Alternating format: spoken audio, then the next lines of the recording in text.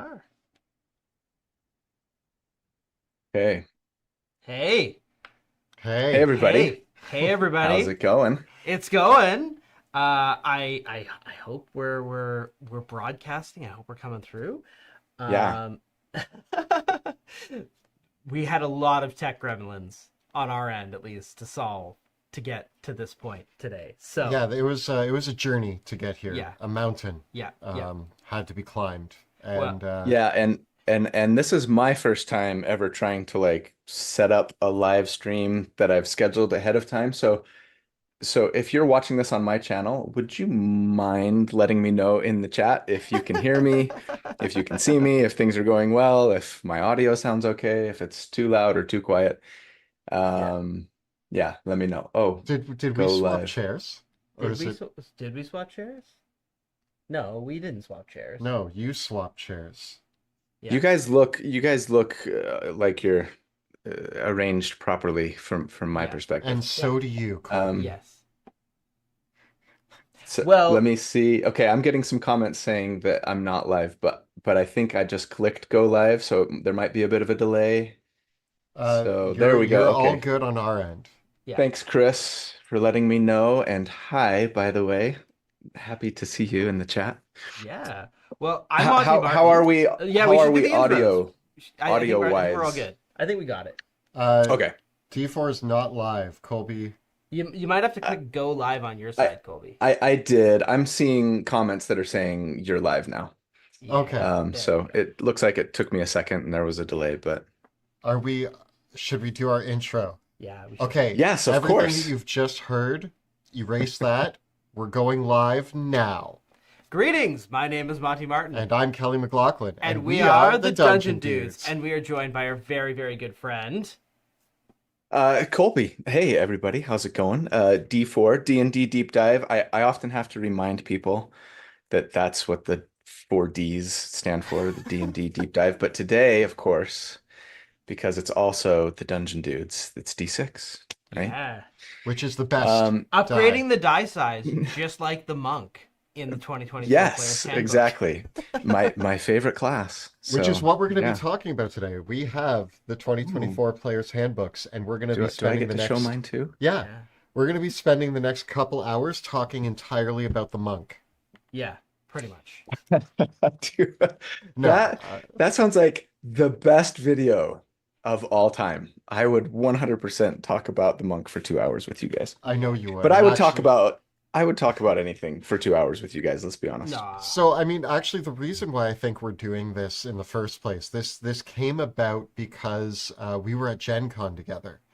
And we got our hands on this book, and we actually Mhm. spent an afternoon instead of attending the con.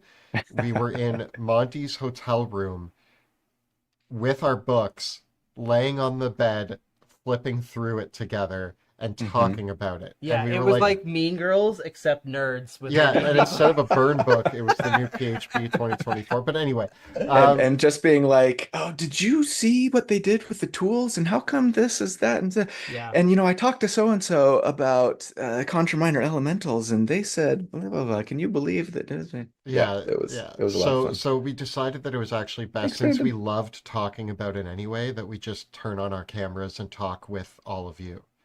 Can you guys hold for 1 second? It looks like on my end they're saying no audio from Dungeon Dudes, and a lot of Hmm. people have been saying that. So that probably means that I've got something to do to figure out that I'm not sure how to figure out. So let me see. Let me try one thing. Um, let's do this. Everybody in our Thanks. chat Thanks, is everybody. also wanting us to let you know that you need to fix your audio. Okay. So let's spend 60 seconds on this if we can, or less.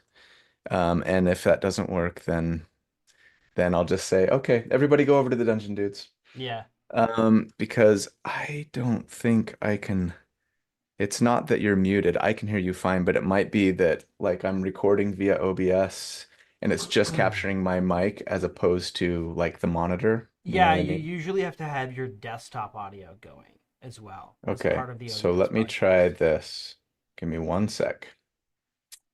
Um, Colby cast silence on Dungeon Dudes. It's true. Oh. He doesn't want us casting any spells on him. He knows that I have far too much charm magic for his own good. Yeah. So he needed to mute us on his channel. But I can still charm him from here on our channel. That All right, reminds me let's see. of, okay, did you ever play D20 Modern? Or were you around in like the 3.5 third edition days, Colby? Were you playing then? No, I took a long break between Okay. AD&D and 5e. In D20 Modern, there I can't remember if it was a feat or something, but there was the spellcasting like expansion for D20 Modern, which was like modern day D&D using the third edition rules. But there was some sort of way that you could email a spell to somebody. So Uh-huh. you could email someone a fireball. Wow, that's Yeah. awesome. Sounds And Yeah. and sorry, I'm trying to listen to you and read chat because everybody's throwing me some suggestions. So give me just a second. And I know this is bad. This is bad content. My Apologies, everybody. my mic is low. You're low. My mic's fine. Oh, see, when I talk too loud, it sends it into the red. Yeah. Yeah. I don't know. Maybe It's probably the position of the shotguns. You know, honestly, it might be time for us to finally get the really nice shotguns that we wanted to get forever. I thought these were the really nice shotguns. No, these are just the roads. I wanted to get the Sennheisers. I mean, let's do it. Yeah. Do you guys think that we should upgrade our audio gear once again for the 5th time since we started this channel? It's so we've gone through so many different bits of audio equipment. It is so much. Audio has been probably the biggest thing of creating a channel, making sure your Yeah. audio's good. We're giving Colby a second to sort out me speaking on his channel. If he can't sort it out, then everybody just come over here. Yeah. You can't hear me though on Colby's channel, so what I'm saying doesn't matter. Yeah. Well, while we're waiting, I'm gonna just talk about this is a book. I think this is a beautiful book. It's also a thick book. I know 380. Okay, 384 pages for the PHB and all the books. It really sets like quite the standard now. I gotta say, and I know there's a lot of opinions out there, okay? I hear you. There's a lot of opinions. For me personally, this is an absolute win. Do we have some issues with it? Yeah, sure. But guess what? I had issues with the 5th edition player's handbook. I've had issues with every book Oh, ever. I've had issues with Um, every edition of D&D. But if you put Everybody has issues. yeah, everybody has issues. There's issues with every edition of D&D as well, but this book is great. Monty and I have started recording our subclass tier rankings, and already something I can tell you that seems to be happening is everything feels flatter. Yes, it's much closer together. Everything Yeah. feels like there's no more take that purple dragon knight versus oh no Twilight cleric. It feels more like, hey, if you're picking something from the new PHB, you're probably all right, which is in my estimation is great for the game. Did you get it sorted, Colby? I don't think so, but I think I've got a clue. So I'm just checking one last thing. And if we can't get it, then I'll just say, hey, everybody, sorry, Yeah. it didn't work. Go watch on Dungeon Dude's channel. Uh, Because apparently I need to go into OBS and there's a setting where I can potentially in the Zoom window capture that says capture audio. All Yeah. right, so let's go into settings here. I didn't know there was like a Zoom anything in OBS. Let's find out. Desktop audio, no. Sorry, everyone. That's not getting me somebody what is I want. offering us. We have been given money to do a one shot with Colby and Treant Monk using the 2024 PHB. We did a one shot with them a while ago, which was Hey, outstanding. Chris Chris is coming up on 100K subscribers. Just Oh, saying. is it time to do a Yeah. 2024 uh show where we what am I gonna play? I know what I'm gonna play. I'm You gonna know, I'm play of two the minds of it. Ranger. You know, the tricky thing about it is that I especially feel, you know, and we can get into this from the character optimization point of view, I do feel like we're still missing two pieces of the puzzle because we don't have the 2024 monster manual and we don't have the 2024 encounter building rules from the Dungeon Master's Guide. And I feel like a lot of people have reacted to the 2024 rules because I feel like unequivocally, you know, the 2024 characters are stronger than their 2014, um, with some exceptions, but 2024 characters are generally stronger than their 2014 Yeah. counterparts. Yeah, Uh, I will tell you whispers that we've heard, and these are only whispers, but from whispers that we've heard about the DMG and Monster Manual, it does sound like, don't worry, the Monster Manual is being fine-tuned to equate for what the 2024 PHB looks like. CR is supposed to make more sense now, is what I'm told. And all the monsters, their CR staying the same, but they're being fine-tuned to sort of like fall in place with what their CR actually implies. The other thing is that encounter building looks like it might be improved in the DMG. So those are kind of the whispers that we're hearing. So I think that once we actually have our hands on those books, the whole thing's going to even out. I actually think that they're doing a great job yeah, of leveling the playing field. Uh, Fifth edition has been out for 10 years. That's a decade. That's a lot of time to look at what was working, what wasn't working, and sort of assess the power curve and what things were kind of stepping over um, where they were supposed to be and what things were performing under. And I think they're doing a good job of trying to narrow that window. did you get it yet, Colby, or shall we just bring everybody over here? Uh, Yeah, we should probably just bring everybody over there. I'm seeing a way to like add basically an audio capture device, but the only thing that it's letting me choose is default, which doesn't seem to be doing anything, or Microsoft Teams audio. There's no like Yeah. Zoom option. So I'm sure there's a way to make it work. I just don't know what it is. So thanks everybody for your suggestions. And sorry that I'm technically deficient on how to live stream and capture somebody else's audio at the same time. So, everybody who's watching on my channel, I love you guys. Thanks for being here. Go over to the Dungeon Dudes channel and watch it there so you can hear both of us because they're way better at this than I am. Well, to be fair, to be totally fair, like, while we give people the chance to move over, Yeah. we still, even though we've been in our studio for a year, it's taken us a while to get a proper live stream setup happening here.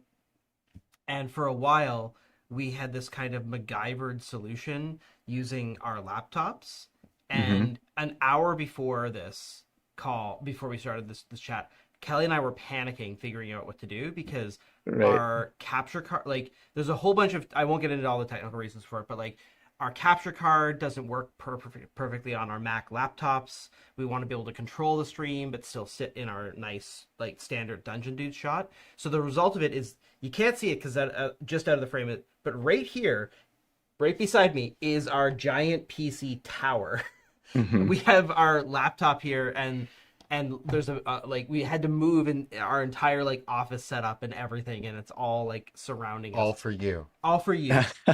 And by Well, you, now I mean I'm both extra you, flattered. Colby, and everyone out there. So Um, first of all, welcome to everybody who is usually a D4 fan and you don't care about Dungeon Dudes. Welcome, I don't welcome. think there's any of those people that Oh, exist. no, Colby, you have lots of fans and you have dedicated fans, and there are people yeah, who admire you and look up to you and love you, and now you have brought them all here yes, for us.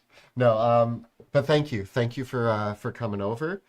And we're excited to have you, and hopefully we can dig into some fun stuff. Yes. So why don't we get started? Apparently, sorry, I was just gonna say, apparently I'm gonna leave my stream running because some really dedicated people are just gonna leave me open and muted, which is fine. I don't know if it's gonna do a lot for me because Hey, I don't know well, that I'm, well, whatever. Sure. If you want to do that, awesome. Thank you. You'll probably see an ad or two, I suppose. And so maybe I'll make a few pennies. And that's great. But you don't have to. Don't feel obligated to do that. Okay, sorry. yeah. Continue, Kelly. Uh, what do we want to start talking about? So we have the book here. We're going to be spending the next couple hours, really just having like a off the cuff conversation. We will be taking questions from chat later, but for the first little bit, we're just going to be chatting. We're just Yeah. going to talk about what we Yeah. like, maybe things that we might have issues with. We've all had a chance to read through it, Yeah. so where do we want to start? I feel the obvious place is classes, but is there something more fun that we want to start with? Um, Not necessarily. I think, gosh, there's so many sort of meta things that we could talk about, and then we'll probably end up going off on a bunch of Yeah. tangents while we go. And hopefully people are here and for that and okay, and just willing to go along for the ride with us. Uh, I want to start off by answering a question that I've already seen pop up in chat a few times. We don't know when D&D Beyond is going back online. We are not D&D Beyond. We don't know. We have no idea. I'm waiting for it Yeah. too. I want to build some characters. But yes, today is the pre-release of the Player's Handbook, Yeah. which is So, why we're but to doing answer this. that question, basically, if you have a master tier subscription and you to D&D Beyond, you can get the book, the PHB today on D&D Beyond as well. If you and just to call out others, your favorite local game stores, there are preferred game stores that are allowed to start selling the physical copy of the book today, including the special edition cover. So I just want to shout out and say, support your local game stores. They Yes. are the lifeblood of this hobby. They are more important than any other platform for bringing new people into the game because this like local game stores, especially ones that have game tables or cafes as part of it, support those stores. Um, whether and so many of them now are getting even more than just like the D&D books. Like they actually do get books by third party publishers. At least my favorite ones in Toronto do. Some of our favorite local game stores in Toronto had copies of Dungeons of Drakkenheim until they sold out. And That's awesome. they have to get more. So me personally, I'll just give a shout out. There's 3 game stores here in Toronto that we shop at all the time. 401 Games, Meeple Mart, and the Guild House. All 3 of these stores, I take supporting them really seriously. I ordered a copy of the PHB from each of them because we That's always awesome. we needed a couple extra copies hanging around the studio, Sure. and I got a And you couple need to give out gifts. gifts. Christmas is Yeah, coming. yeah, right. Yeah, I And like Game Haven here in Bountiful, Utah is where I get all of my actually board games and D&D hard copy books if I need a copy. yeah, yeah. So that's and then otherwise, it'll be available everywhere like Amazon and whatnot in 2 more weeks, I Yeah. think. Yeah. Uh, we're getting some super chats here. So things that we need to talk about, not right now, but just in general. Actions in combat, magic action, grappling new rules, dash and disengage being a class feature, bonus actions, more, etc. We will be talking a Oh lot yeah. about those. Yeah. But Yeah. I just wanted to shout out our Sebastian's guide needs to be on D&D Beyond. It sure does. Sure does. It sure Sure does. does. Yes, it absolutely does. I want I'm to build an anxiously apothecary. waiting for that Yeah. day. So with the new book, uh, Colby, what were some of your big takeaways from the classes? What got you really excited? Okay, monks you're going to talk about, but like talk about Yes. monks, go for it. But also, what else with along with monks? I am very excited about monks, kind of maybe first and foremost as far as classes go. Um, I love that. I think the thing that excites me the most about them personally is that it feels now like y- you can really be kind of that flurry of blows type character that the fantasy always sort of wants, but mechanically you couldn't really accomplish, Mm. maybe to the level that you wanted. I think they actually could have taken it one step further, personally, maybe give them even another sort of flurry of blows or the fighter's third attack or something, though that's fairly unique to fighters, though not really anymore, thanks to Pact of the Blade. But Yeah. anyways, um, even if it meant doing slightly less damage, I think they could have gone Mm. even more that route. But that combined with like the better defensive stuff, deflect blows instead of just deflect missiles, the martial arts die getting a little bump, being able to recover key points. I was about to say discipline points, focus points. Yes, they went through several names. Early at level 2 now. There's just a lot of good stuff. Yeah. That said, I just recorded last week my first monk video. It was an elemental way of the four elements, not way the warrior of the elements monk. And the damage was good, and we took advantage of spike growth, no surprise probably for Hmm. people. Yeah. Um, but it's not quite hitting the same levels damage wise as, I was seeing from like the Pact of the Blade Warlock or the dual wielding Paladin that I've done so far, and of course the Valor Bard, but that's Conjure Minor Elementals, a lot of Yeah. that damage anyways, and we can get into that. But so yeah, so I was like, okay, it's good, but it's not like crazy amazing. And that was even, doing some multiclassing and making them kind of a gishy monk, right? So that you could take advantage of spells. Um, so yeah, I don't know. I think maybe the main takeaway from that and a lot of the work that I've been doing so far on building characters is that while I do think that marshals have gotten a lot of love in 2024 and especially like when it comes to the things that they can do in addition to just do damage and hit stuff, right? That's maybe where they've gotten the most love, I think, martial characters. Um, there's still a gap, of course, and it seems like the best marshals, and this is maybe not a huge surprise for people who have been playing 5e for a long time, I think are still going to be, gishes, right? Or Yeah. taking spells, Yeah. which I don't necessarily dislike because I love playing gishes. But it does kind of make me go, I kind of wish that they would have. I can feel Wizards of the Coast being like, well, we don't want to tip the scales too far, right, in the favor of weapon users. They're getting a lot of cool new tricks and things to play with, and we got to be careful here we don't want them to just be like doing way too much damage, right? So let's kind of baby steps towards making them more powerful, which yeah makes me a little bit sad, I suppose, but I, not but it's not like they totally missed the boat on this and like marshals suck or anything like that. Like I'm Hmm. super excited about where they are, and I still feel like they could have done a little more, but I don't know. I think one thing that I've been pondering over when I'm looking at this book is one thing that spellcasters have that we always talk about is spellcasters not only have damage dealing spells, but they have spells that can control the battlefield.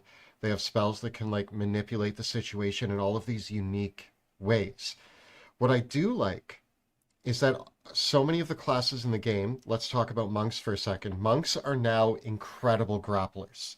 This is going to give them, beyond just dealing damage, they're going to have the ability to, first of all, their maneuverability is probably the best of any class in the game. Hmm. They can be where they need to be on the battlefield, and they can pin people down. Hmm. So those are not damage related, but I think it creates this sort of like window of opportunity for monks to fill a party role. The same way that I think barbarians finally have things to do other than hit things with an axe. Yeah.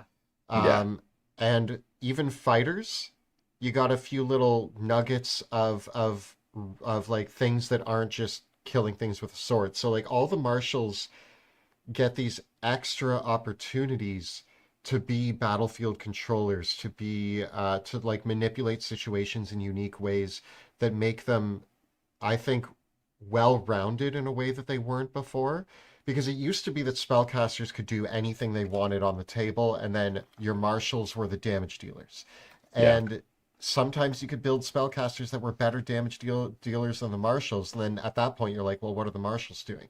Yeah. But Right. now at least I think the marshals are joining in on the like, if you don't want a bunch of magic, but you want to do a battlefield controller, you can build a marshal who knocks people around into the AoE spells and keeps them there. Or, a monk that drags people through spike growth. Why not? It's great. So those are really exciting for me. And I mean, I may have given myself away that monk, barbarian, and fighter all kind of stand out to me in this book as like, Yeah. I'm excited about them. Yep. Yeah.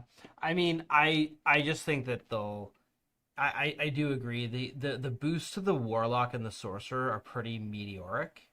Like the sorcerer is kind of just shocking in how much it got that I got a lot of was. love. Yeah. And I think that I just don't it's kind of everything you want in a full caster in a lot of respects. And I think that the expanded spell list and the extra number of spells known and just having everything out the gate that you want really makes them super strong. I think that warlocks are super great now, especially with all the different build options for them, and bards are too. Like, if we were doing a back of the napkin class tier ranking, I think it would be warlocks, bards, and sorcerers in the S tier. Yeah. For me. You don't think wizards are there? No, I don't. Really? No. Ooh, Chris is in your chat right now screaming. No. Sorcerers beat I wizards, think hands that down. if you took I cannot imagine. Well, I can.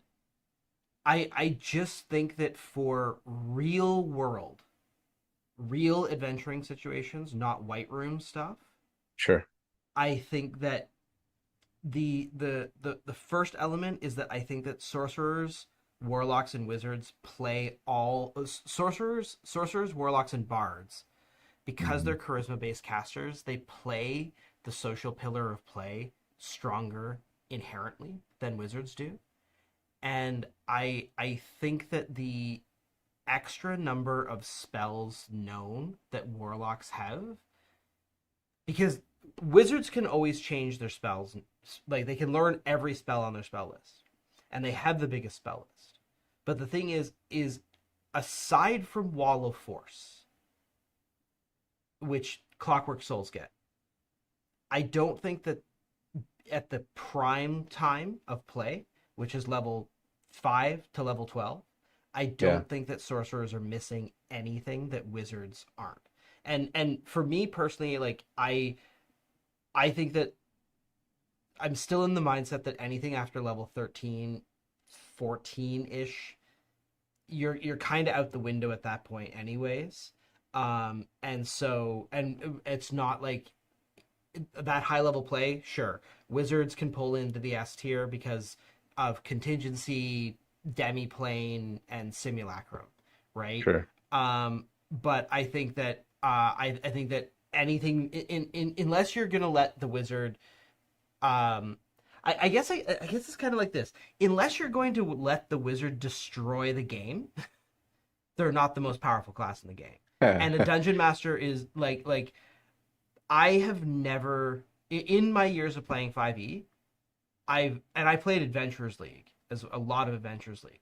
I've never seen a dungeon master tolerate simulacrum, and I've never seen a player try. I've never seen a player actually try to, like I have a 20th level Adventurers League wizard that has like Staff of the Magi, Robe of the Archmage, has all the tomes, has everything. I played them in epic level games in Adventurers League, and I would not dare show up to that table with a simulacrum. I wouldn't dare. Like, just It's no one's bad gonna faith. put up with it. Like the simulacrum spell is powerful in theory, but I don't think that in Adventurers League I've never seen a player It's actually more had. likely to come out at some table where they've got a lenient DM than it would Yeah, even at the yeah, strictest reading of the rules as written Adventures League yeah, table. right. And maybe then, but like, yeah, I've just never seen anyone push that far. So yeah. Um, and Trademark says like bards don't have the preparation to take all the rituals they want. I think I'm not gonna say that prep time is overrated, but I think in actual D&D, at least the way that our groups play the game, prep Mm, time is super overrated. mm. Like, I think that a lot of D&D campaigns just don't. A lot of the ways that many people play the game just don't give them the downtime and prep time to do it. Again, wizards are kind of like Batman in that respect, and that's why Chris's metaphor is very apt. It's like as long as they have infinite prep time, yes, they are the most powerful class in the game. But it just doesn't often bear out that the group that you're playing with get lets the wizard achieve its full power level. So I guess White And Room, yeah, it's still S tier, but it and just and yeah. in your defense, you are a experienced wizard player and fan, right? Am I wrong in saying that they've sort of historically been your favorite class? Yes, I've like don't get me wrong. My Adventures League wizard, my highlight of that character is in that character had the boon of high magic, which is the one that Mm, gives you an extra ninth level spell slot. yeah. So that wizard, Prospero Midwinter, I time stopped, prismatic wall, Big B's hand, and threw Zastam into a prismatic wall. So my 20th level wizard has killed Zastam. So like you know, it's having played that character for many years, and that was like the last. I think that was might have been one of the last times I played that character because it was just like kind of like yes, you get all the things and it's super powerful, but I still think that like I. I just think that the earlier levels of play, I'm just more excited about the 2024 sorcerer. I just look at meta magic and I just go, oh, they're so like meta magic is just so good. Yeah. It's just so good, and you can It have the it's best great. spells. Other than Twin Yeah, Spell, which got a big nerf, but everything I else got buffed, almost everything else. I like Twin And Spell. I think Twin Spell was actually a lateral move when you start considering that it's only one sorcery point now, and the amount of spells that it actually does work on for yeah, way sure. less cost. It, Yeah, it we don't get to do some of our favorite plays anymore, and I admit that that mhm. sucks. But the things that we can use Twin Spell on, yeah. it's like you can't have the fancy steak dinner, but you can get a okay steak for like $10 now. I think Um, the nasty thing about it is that like you can it get a lets dollar you up burger. like it's really twin spell is it's twin banishment and twin hold monster. That's what Right. I mean, yeah, the fact yeah that you can twin hold monster for one yeah. sorcery point is pretty awesome. Twin uh mind mind whip? Is that what it's called?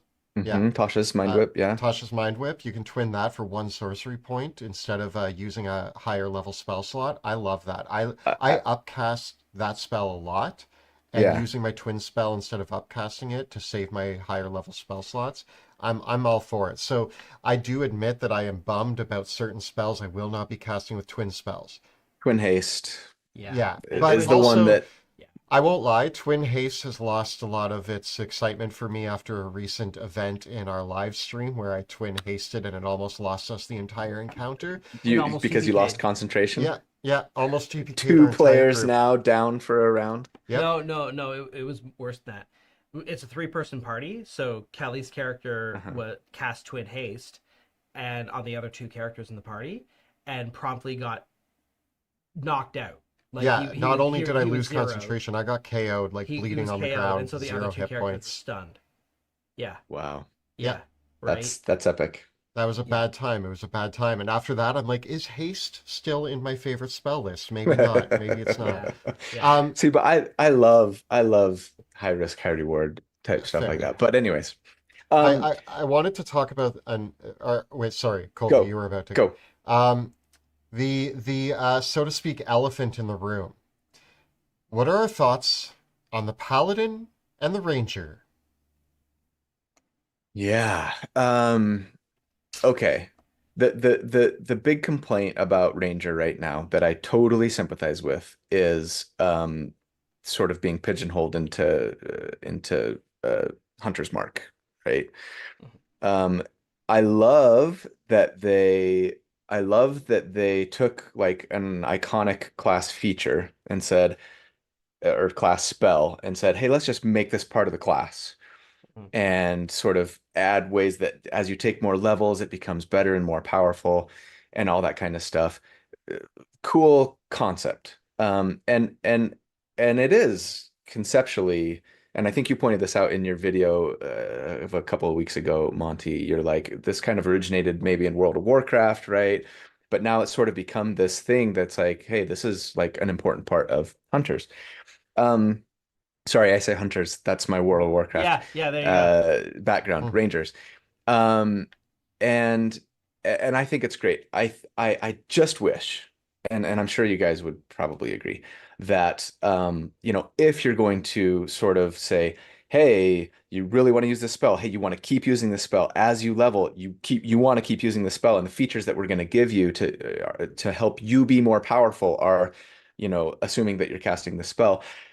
I wish they would have at least eventually at least let you cast it without concentrating, right?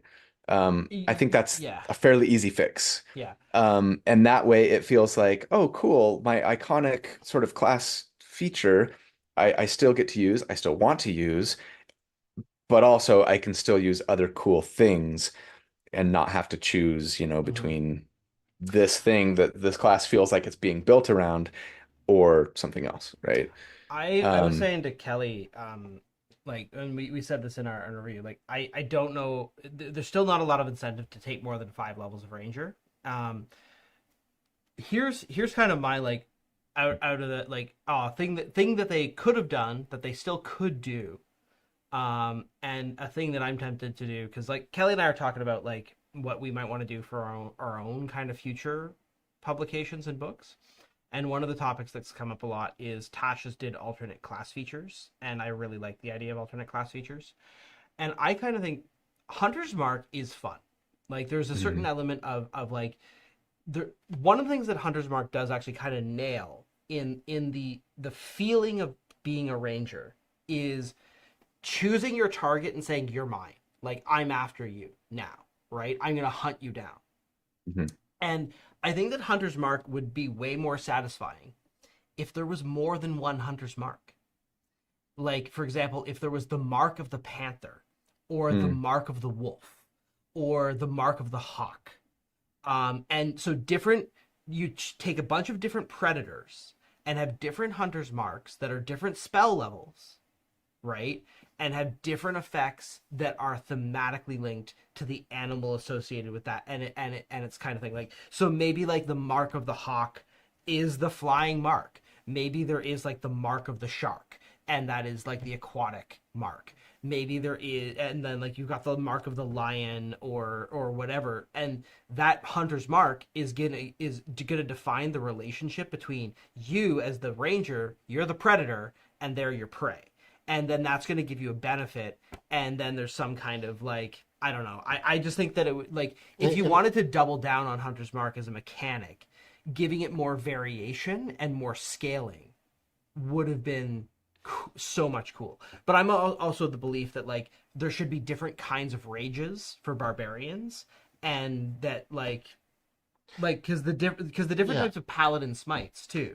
that's Yeah. kind of it. Is like the Paladin has all these cool smites that you can choose from, whether you want to like do branding smite or blinding smite or any of those, where the Hunter's Mark is just Hunter's Mark. I think that even like so, okay, here's something I was toying with the other day. I was just writing down ideas for like what I would want a ranger to have. And one thing I wrote is that like you get when you cast Hunter's Mark, you get to apply an additional attribute. And I wrote down a list of additional attributes.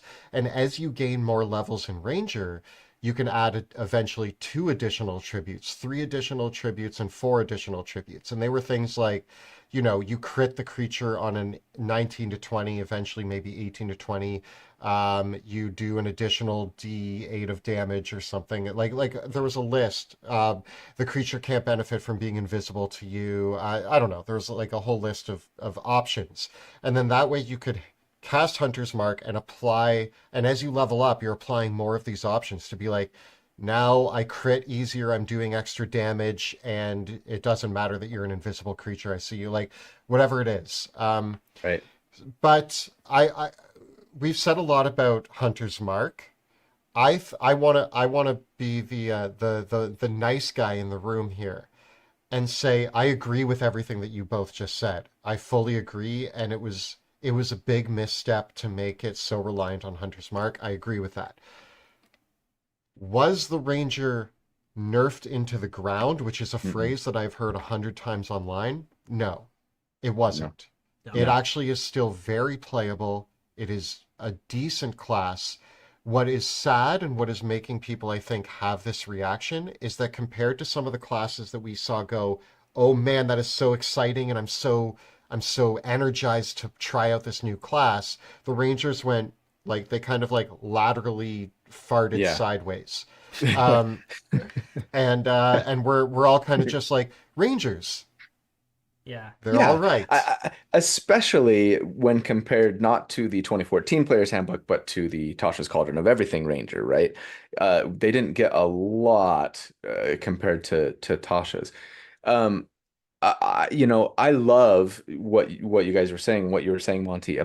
Well, both of you about that idea of sort of giving new options for Hunter's Mark and for other classes too. I look at it as, and maybe we can shift into a paladin conversation here because, um, I love what they did conceptually with rogues and sneak attack. And I think that is the model, that's the precedent, right? That they can kind of take and build on, which is like, hey, this thing that you could already always do, you can still always do it. Yeah. And if you want to, you can do other things with it too. Now, the rogue, maybe in particular, for me, kind of gets back to like our initial conversation that we were ha that I was, the things that I was saying about like, I think they could have gone a little further as far as giving marshals a little more damage. I think rogues Yeah. maybe more than any other character.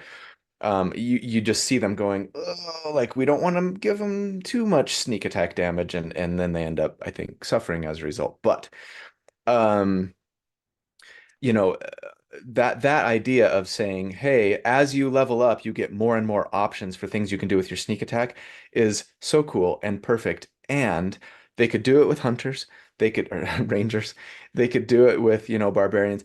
And I wish, because I love that with paladins now.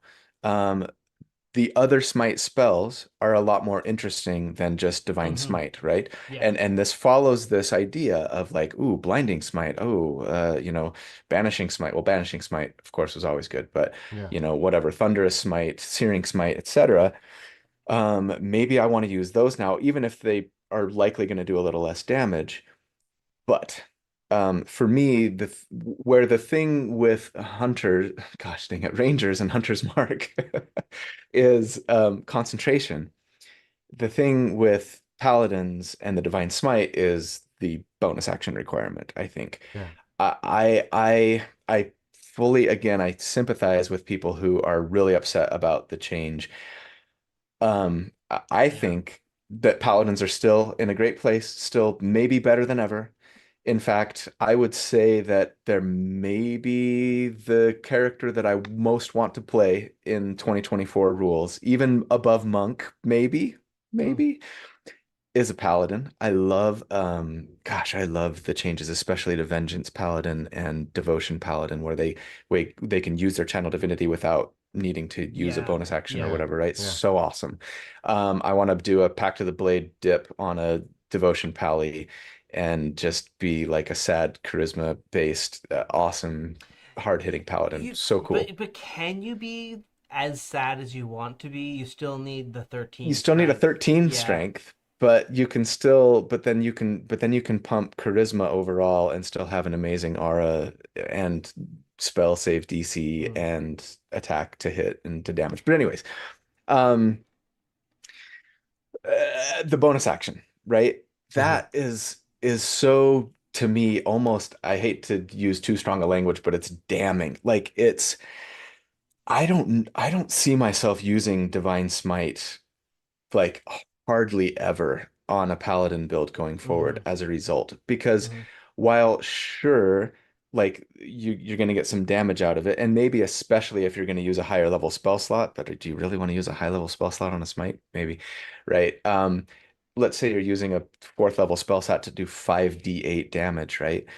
Well, like if you have a weaponized bonus action, and there are a lot of ways to have a weaponized bonus action, right?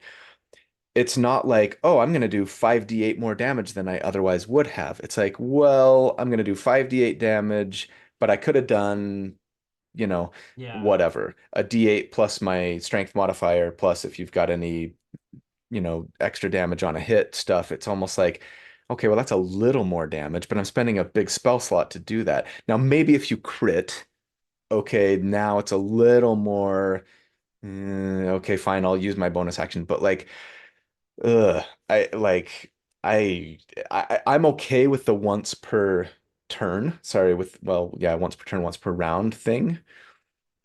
I get where they're going in their, I think, desire to kind of rein burst damage in general across the board with 2024, and maybe we can talk about that. Maybe I'm wrong on that, but Mm. um, but but requiring a bonus action just kills me. And why not just do what they did with sneak attack and say, okay, once per turn, you can spend a spell slot and divine smite, or use one of these other spells. Um, and I that feels like a big miss to me. That said, Yeah. again, I still think paladins are in an awesome place. I still can't wait to play a paladin. Uh, I But want to throw out my bold take yeah, on paladins.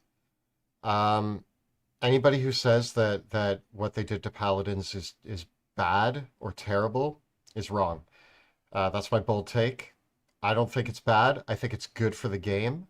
I think that I played a paladin levels 1 to 17. It was my second long-term character that I played in 5th edition. I loved it. But I'm going to tell you right now, the amount of times that I used a spell slot for something other than Divine Smite, minimal. The yeah, only thing that I did as a paladin was hit things as hard as possible with Divine Smite. And that was fun. and aura.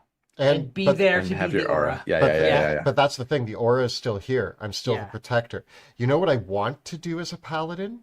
More than just Divine Smite. And I actually think Yeah. that Divine Smite, I didn't realize this at the time, but Monty and I have both played long-term paladins, and Monty and I were having a conversation about the amount of times that the paladin gets to do their cool thing in 2014 and absolutely steamrolls the encounter, and everybody else at the table is like, "Oh yay, there goes the paladin again!" Just like, "Okay, good job, paladin." None of us ever get to do anything because you just went in and smote the demon lord to death in one turn, doing Yeah, 200 damage, which I did do. We fought a demon yeah, lord when we were way too low of a level to be fighting it, and I did two. I crit it with a like 5th level divine smite or something, and did yeah. 200 and something damage in a single turn. Um, Hmm. it was great. But I actually do think Paladin is what I'm most excited to play Mm. next. My Hmm. next long-term character is probably going to be a 2024 Paladin. I think that Divine Smite needed to be brought down. And the other smite spells, you started by saying this, the other smite spells were always cool. I never cast them because I was always just going Mm-mm. to use Divine Smite anyway. Now I'm They going to be require paying attention. concentration. Yeah. Yeah, Yeah, so it's just I, um, like, I why but would I? all the smite spells are looking awesome now, and I'm gonna play with which one I want. All the smite spells in my spell list, and I want to pick the one that's going to be the best. I think that we're going to see more diverse paladins at the table now, and that is a good thing. I'm really excited about the fact that my paladin is going to look very different from your paladin, and that they're not just going to be Mm. smite machines. They're going to be doing different things and protecting in different ways and still dealing amazing damage. I'm gonna put out two things to this. I think, some people in chat are like, but smiting is the most fun thing. And I agree, smiting is a lot of fun. And I think if you want to play a paladin that picks up a great sword, gets great weapon master, and all Mhm. you're doing with your bonus action is slamming smite spells, that's a good character. Yeah. Like that is a completely viable and good character. So like I think that there is a little bit of discourse that is a little bit, there's this kind of thing where if something isn't top tier, if it's not S tier, if it's not the best in the game, it's not viable, Mhm. right? A paladin with a greatsword and great weapon master that uses their bonus action every turn to cast a smite spell smite spell is completely viable, and at a lot of game tables, that's going to be the strongest character in the party, Mhm. right? Sure. Like flat out, it will be, and so it's good, and you're probably gonna enjoy casting a bunch of the different smite spells with that type of character, right? The other one is the sword and board paladin never had a lot to do with their bonus action anyways, right? Yeah. And they can take shield master. Shield master's not even going to use their bonus action anymore. So you're Right. going to be able to shield master, weapon mastery, and still smite people around. So Yeah. that's still in the game, and it's still really good. Yeah. So I think that that's kind of the really really um uh kind of exaggeratedness of this thing of like it's not the best in the game. It's not like super overpowered broken. And one of the things that I will say is I do also think that, looking at your build, Colby, of the paladin that goes divine favor, hunter's mark, ramps up over 3 rounds, you get, like, in a lot of games you're gonna get 1 round Sure. at full speed, Yeah. right? And Most most I would say most combat encounters in most games, if you're taking your first turn to bonus action Divine Favor, second to bonus action Hunter's Mark, and then Yeah. round three, you're firing on all cylinders. Your combat encounter's probably over either that round or the next round, maybe by round five, right? Yeah. So yeah, it doesn't work that well outside of some encounters and or tables where they let you, maybe while the villain's monologuing, say, I cast Divine Favor on myself before you roll initiative, which doesn't always work, right? Yeah. Anyways. Yeah. I do think though another misconception is there's a lot of opinions out there that are saying like they've reduced the defining feature of a paladin. If you think that the Divine Smite was the only defining feature of a paladin, you missed a lot of what the paladin has to offer. I But think I think the aura is the aura of protection, and the channel divinities are also extremely important yeah. features that define a paladin. Um, for me, Aura of Protection beats Smite, and they didn't change that. They didn't get rid of it. I'm still adding so much to my entire party's saving throws. It's the greatest feature in the Yeah. game. I, I love it. I'm just gonna comment on something, chat. If the villain counterspells your paladin smite, first of all, you're probably gonna make that saving throw. Um, And even if you don't, like, that's a yeah, win for your party, right? yeah, yeah, like That's a waste of a if you're counter spell. if you're smite, yeah, yeah, My the saddest thing for me about having to like actually cast a spell with Divine Smite is that it hurts Barbarian Paladin multiclass. Because you can't smite while I, raging. I know that you love multiclassing. I Mhm. personally don't mind anything that makes multiclassing worse. Like Yeah, like um multi-classing needed to be worse. yeah.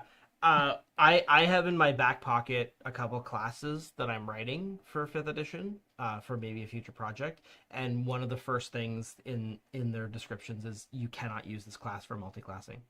Mm. Multiclassing is a huge.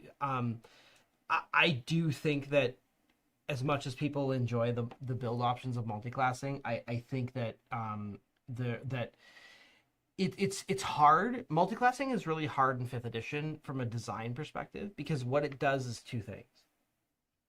It means that the you have to throttle how interesting and transformative you allow a class feature to be at those early levels, because when you can multi-class and take just a couple levels And to just pick dip. up Yep. and just dip in, it makes it challenging. So if you want to have a class that really is giving a powerful and class defining feature that really changes its gameplay from first level, but then in a world where multi-classing exists, it's hard to grab that.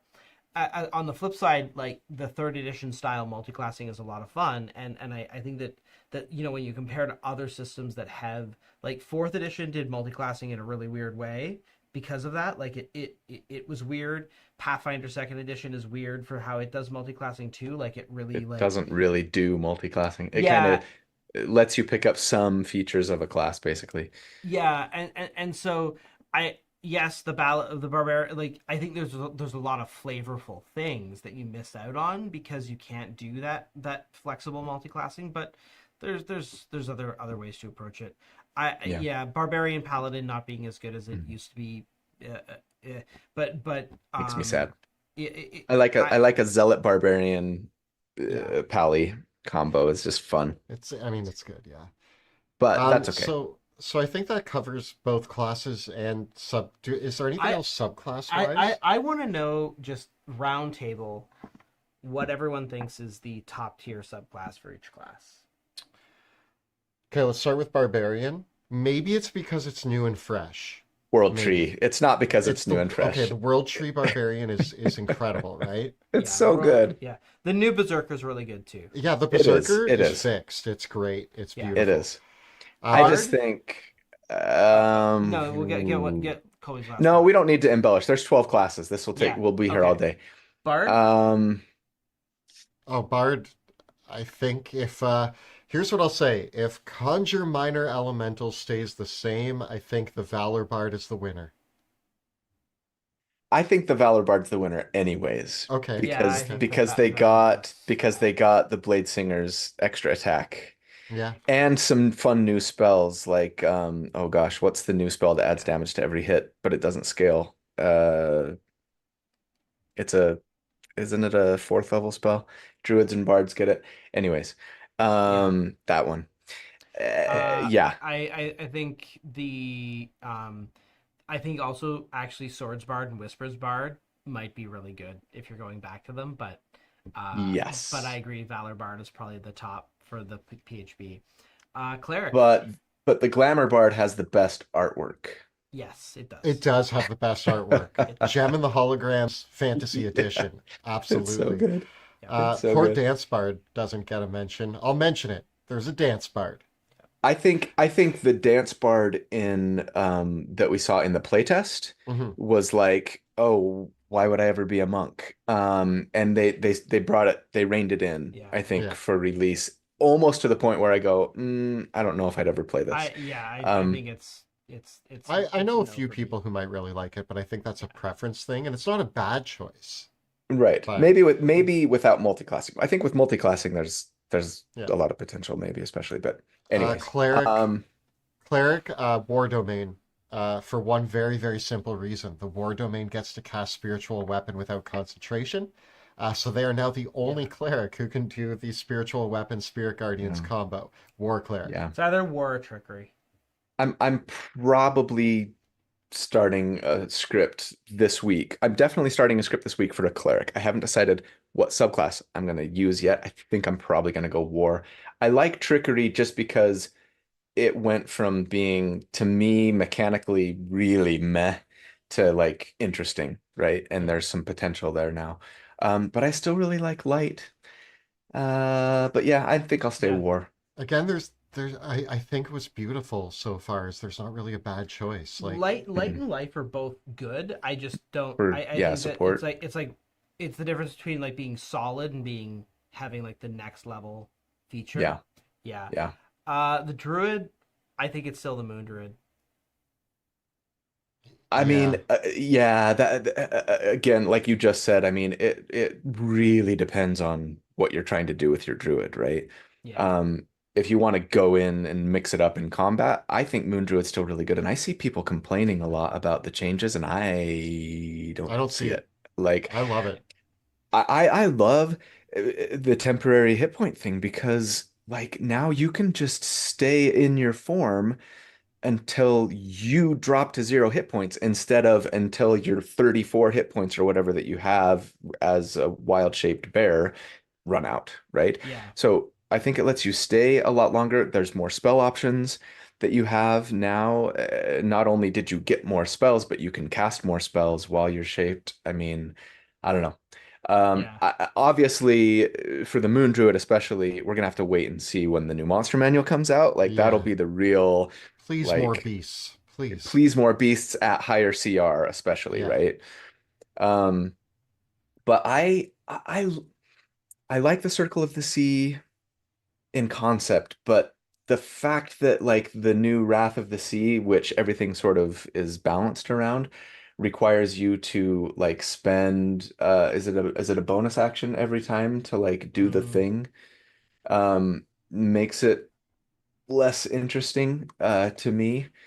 Um, I I don't know though. I love land druids because you can choose which land you Wait, attune to every Col day, yeah. Colby, are you your saying there's spell no bad list. choice? Is that what you're saying? Yeah, I that's what still I'm think the saying. Moon Druid is a cut above. I I don't. mean, there could be a cut above, but again, it's not Yeah. that cut above that it used to be. The Moon Druid isn't No. like, Sure, why would you pick a different druid? sure. It's the Moon Druid is probably the strongest. The other druids are incredible. Yeah, Um, I you're hearing me. This is my favorite thing about this edition so far, about this book, is the more I analyze the classes and subclasses, the more I'm like, I don't know, pick what you want, which is beautiful because previously if a player at my table was like, I want to play the elemental monk, I want to play the purple dragon knight, I want to play the whatever, the original beastmaster ranger, I was like, no, you Yeah. You shouldn't. shouldn't. Yeah. right. Now if somebody's like, I want to play a dance bard, I'm not going to be like, well, it's not the best bard. I'm going to be like, yeah, Yeah, yeah, cool, yeah, great, you're going to have a great time. yeah, If somebody wants to play the stars or sea druid, it's like, I'm not going to be like, oh, it's not the moon druid, are you sure? yeah. I'm going to be like, Yeah. yeah, awesome. Yeah. The fighter. I think Stars was previously the best druid personally. Yeah. Yeah. And now it's just a really good choice among really good choices. Fighter, Um, I Monty and I already know what our answer is, so you're gonna let's say see. Battle Master. No. You're not? You're gonna say No. Eldritch Knight. Yes. Eldritch That's what I Knight. was gonna say.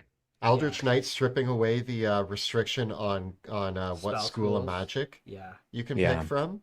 Uh, And whew, again, getting the Blade Singer extra attack, like I Yeah. yeah. think it just I think opens the up Eldritch stuff. Knight, and we say this because we have our tier ranking coming up for it. I think the Eldritch Knight is ahead of the Battle Master if you're using the blade cantrips from previous books. Sure. Or True Strike, A maybe? True Strike build is a little bit tricky though because you still Sure. because it's more mad, right? You have to Yeah, balance yeah, your strength and int, You yeah, can right? build an Eldritch Knight that doesn't need high intelligence better than you can build an Eldritch Knight that's only high intelligence. yeah, yeah. Yeah. Yeah, I agree with that. Yeah. I still love the Psy Warrior, though, Oh too. yeah. Yeah. I They're think so the Psy cool. Warrior is super solid. I just think that like it Even the champion's better. yeah. The champion's a good Mm, choice. way Yeah. better.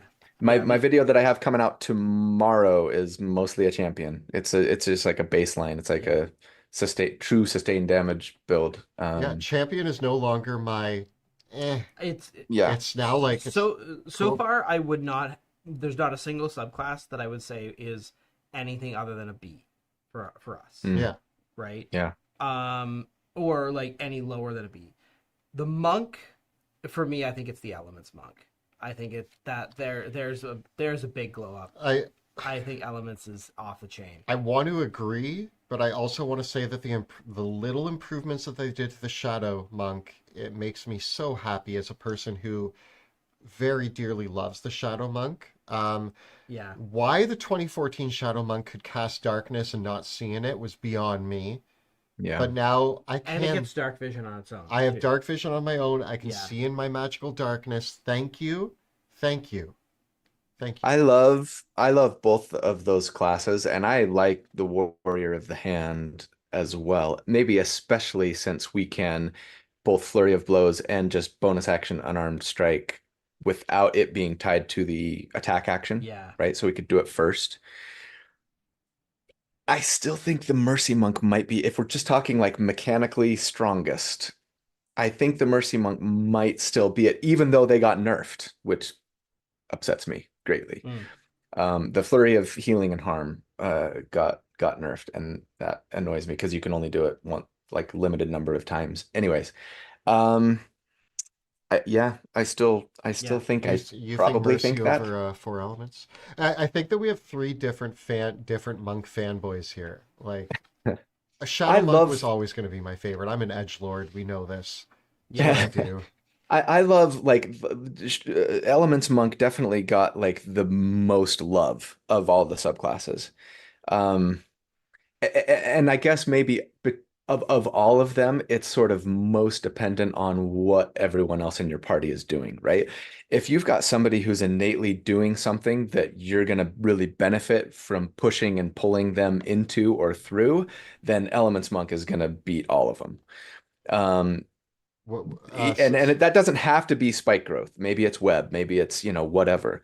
But otherwise, like if you're not doing something inherently on your own to create some sort of something on the battlefield that, you're going to want to be pushing and pulling enemies into and out of, then it's not as good. Though, I mean, they do get other cool stuff. They can fly. I mean, they get, there's lots of Colby, this question's only for you. We're not going to answer. Having built one, I'm seeing this come up in chat a few times.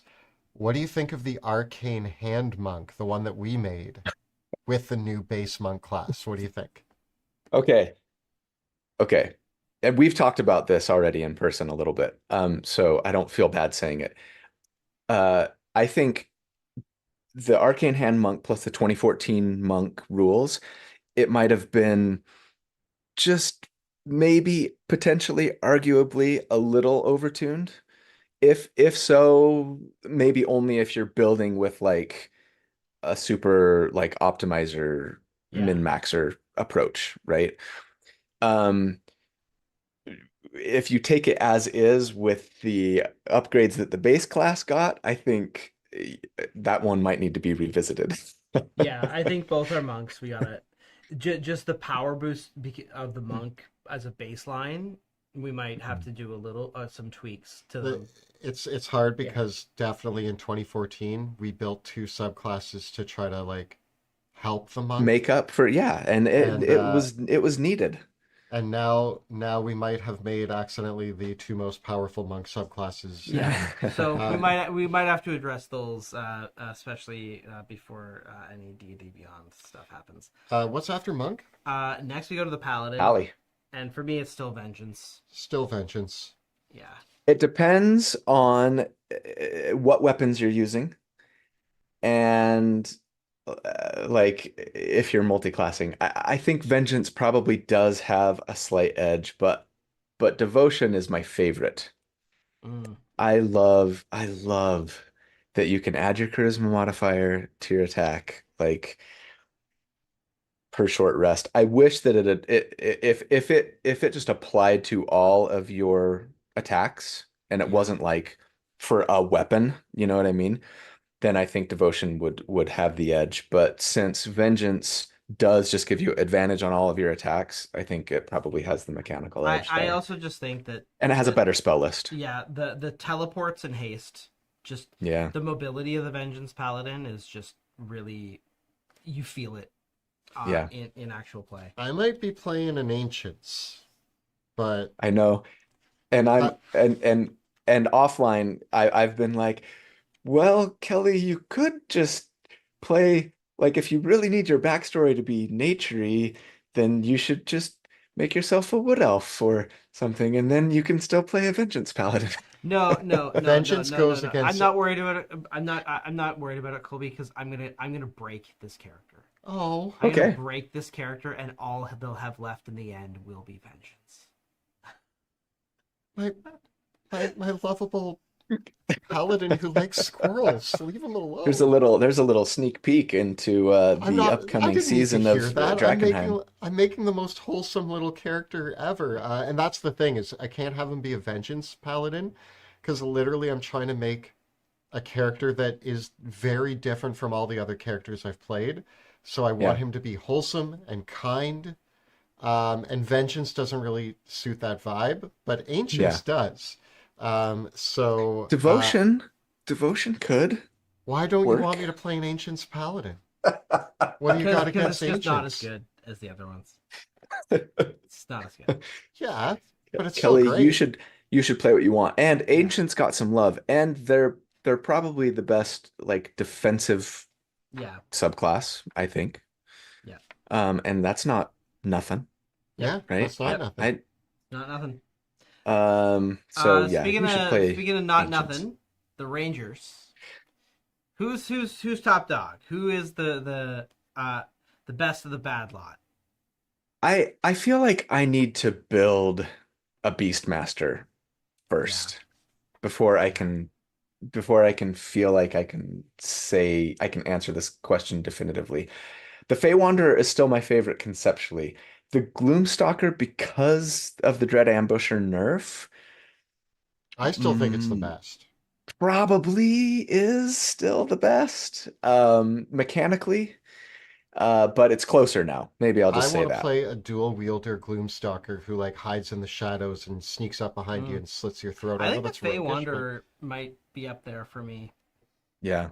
I don't know. Casting summon Fey without a material component and without concentration is pretty good at you Yeah, Hearthstone. guys, having you two, guys. I built a Fey Wanderer character specifically to do this, so I could have two friendly fairies fighting with me, Yeah. right? One using Listen, concentration, one not. it's clear that I'm biased towards anything goth, emo, Edgelord, dark. yes, yeah. You can't you can't talk me out of it.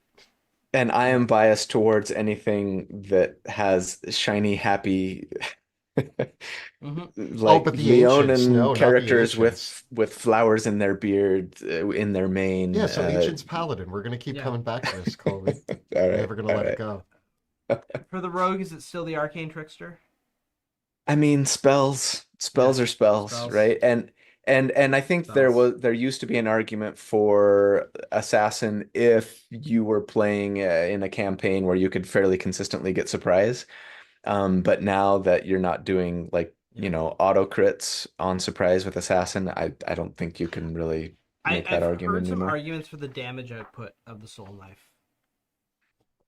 Thanks Um, to changes to like the dual wielder feat and the Nick property and stuff, I think there's a lot of potential for lots of fun attacks and even thrown attacks.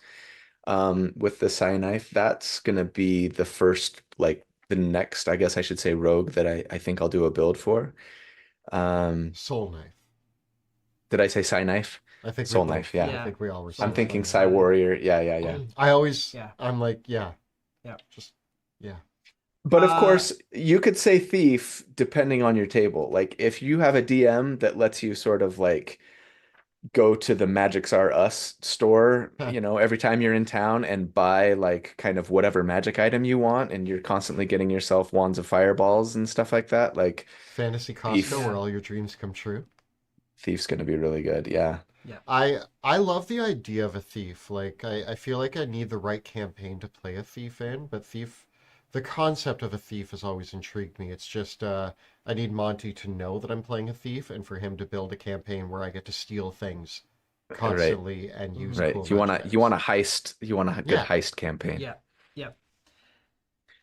For me, it's the Clockwork Sorcerer. I Sorcerer. think. I think it has to be the Clockwork Soldier. Yeah. Even though, and I like the aberrant mind.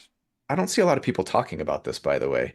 And I haven't watched your guys' Sorcerer video, so maybe you did. Um, but like the fact that you can't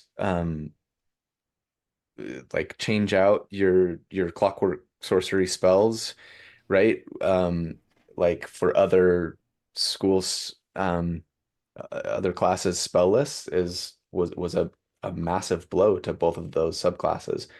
But they still have the Mm. best the Yeah, best but it is made up spell list. by it is made up for by the fact that you're getting more sorcerer spells known Sure, baseline, right? sure. Yeah. Um, although I do I think that the Aberrant Mind spell list is really good too.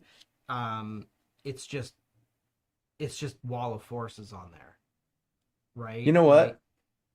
I'm gonna throw a curveball here, and I'm gonna Wild say magic. it's wild magic. And the reason is because, well, twofold. One, because how easy it is It's going because of to the be artwork. to get, yeah, the artwork is great. How easy it will be to get advantage for yourself, right? mm-hmm. And how easy it will be to be able to roll on the wild magic table when you want to. Um, and then the other reason that it's so good is because the wild magic table got buffed. Like there's a It's lot mostly good. more good things Yeah. that will happen now when You you have likely a wild won't magic blow your surge. party up. Right. You But you still can still could. turn into a potted plant, which I And love. you It had to do that. still might have a beard of feathers, but like there's just more positive things now Yeah. Yeah, that can and happen knowing with that you can Surge. force the wild magic surge Right, right, roll, because that was always right. the biggest thing with it before, is that you didn't have any way to just say no, I want it to happen, right? But now you can make it Yeah, happen, yeah. which is always the fun thing. Like that's what, right? I do think though that it is. I always hesitate to put the wild magic sorcerer in the top slot because the randomness It's and RNG. Yeah, yeah, it's up to the dice. yeah. But I think it is really strong. And even if you Thank you, get a Agile positive, Monk, by the way. even if you get a positive thing happening, it might not necessarily help you in that moment, right? Yeah. It might not be what you need or want. Any dissenters on the Great Old One Warlock being the top tier? I Yeah, no, mean, it's definitely the great old one. The I, buffs to I the great think it old one, is. I love it. And again, maybe I- this is Edgelord Kelly coming out, but the because I love great old one in concept because I get to pray to I mean, I Cthulhu. love the art for the Great Old One. Yeah. I think it's the great old one mechanically, but the Archfey is for sure my favorite and feels the most fun to me. All that teleporting would just be, I think, so fun to play in game. Just your Nightcrawler, the Warlock, you're just bamfing all over the battlefield and doing increasingly cool things when you do. You know what I mean? As you level, it's just yeah. But great old one. I mean, again, similar to the the Ranger, It's the Fey still Wanderer, divination right? wizard, You're isn't it? For Wizard? oh for Divination? Wizard. Um, Uh it pro I mean the illusionist looks really strong too, but it's probably the Divination Wizard. they all look really good. If you want to be a blaster, I love just the simple Yeah. switch, taking sculpt spells and potent cantrip and swapping them. Yeah. Like is so great, I think. And like the way that you can get more evocation spells, well, all of them can get more spells of their spell school now is so awesome. And I mean, I still love the abjurer, the abjuration, and I feel like their ward got some love, and No it bad just choices. Yeah. No, yeah, there definitely no bad really are no choices bad here. choices with Wizard, Yeah. especially. Okay, well, actually, that being said, Big Bad Brad sent us a super chat and wants to know what we think the biggest subclass snub is in Is our opinion. snub like a subclass that wasn't included in the It didn't get PHB? included, Oh yeah, I would assume. if we're saying like one that didn't get included, I know that there's bigger choices here, but I'm bummed that the swashbuckler didn't make the cut. It Hmm. was my favorite rogue thematically.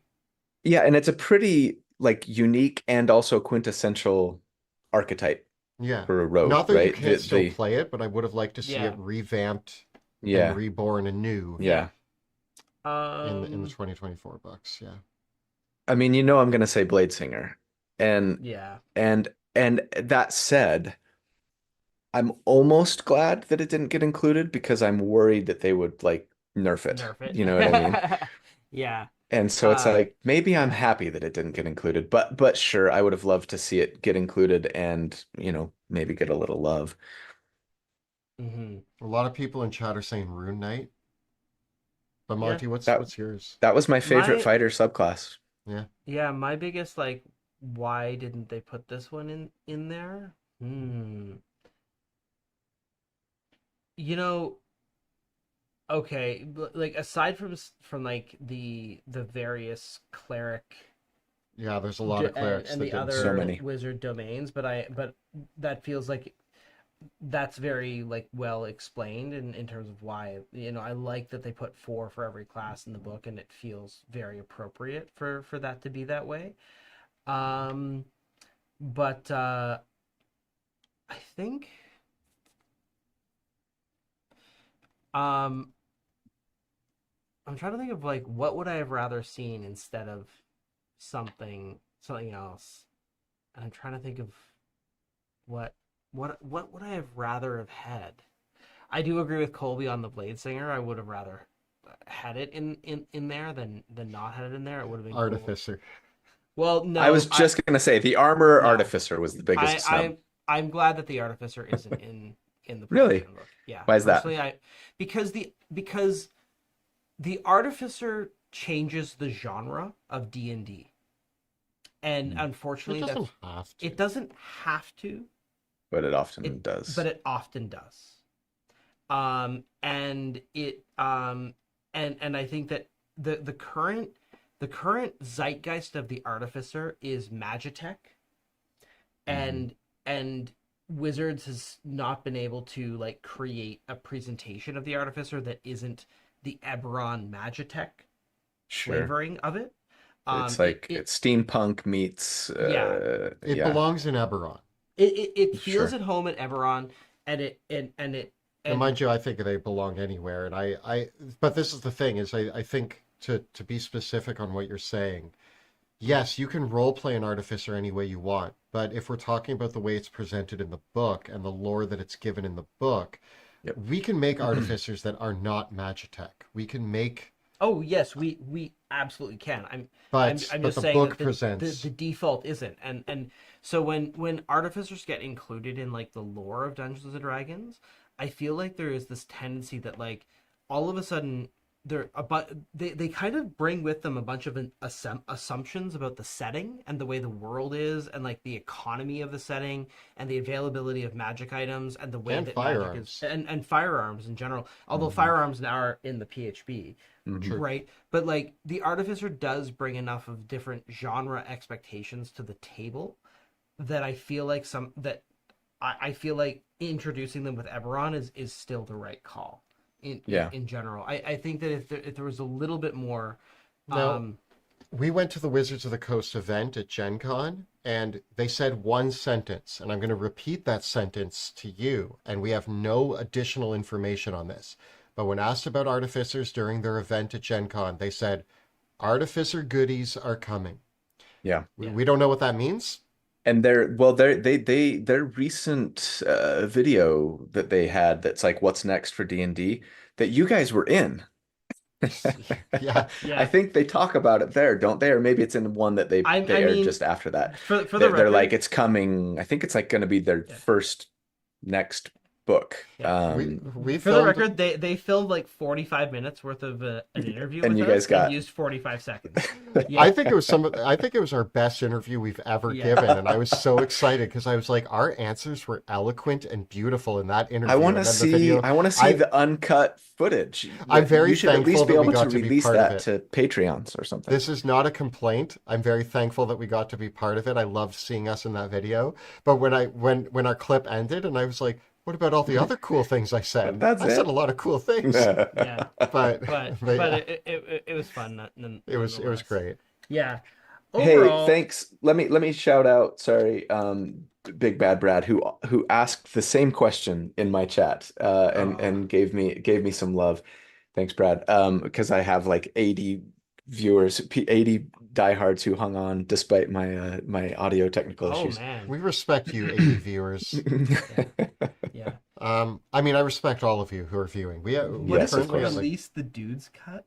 Release the dude's cut of Oh the Release yeah, the okay, I interview. dude's get cut. it. Yeah, the We don't supercut have the of your footage. Wizards of the Yeah, Coast has the they footage. filmed it. They filmed it. It was all on them. We just showed up Yeah. at like I think I had to run from breakfast or lunch or something. No, you were running from another panel. Oh, right, I did a Yeah. panel and it ended Mhm. as soon as our interview was supposed to start, and it Yeah. was really hot out, and I was wearing the vest that you can see The in the new video. vest. Yeah. And so Yeah. I was running like 3 blocks to get, this is what I look like when I run, by the way, to get to that interview in time. And boy, was I sweaty. Yeah. Yeah. Um, so So yeah, I think what we could do now is just like take questions from chat and like ask us anything about our thoughts on the PHB, like what's in it, what's not. Apparently D&D Before, Beyond is back up, but it's having some growing pains, which yeah, is they were having some issues. predictable. I hope by the time But I get home I can build I, my I, I Oath just of want the to Ancients I Paladin. just do really want to say like having worked with like the actual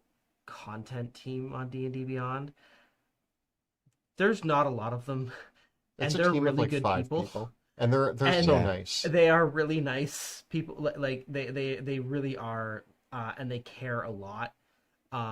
Like working with them when they brought Dungeons and Drakenheim into D&D Beyond, like they said such kind things, and were like, I read this book to cover 4 times.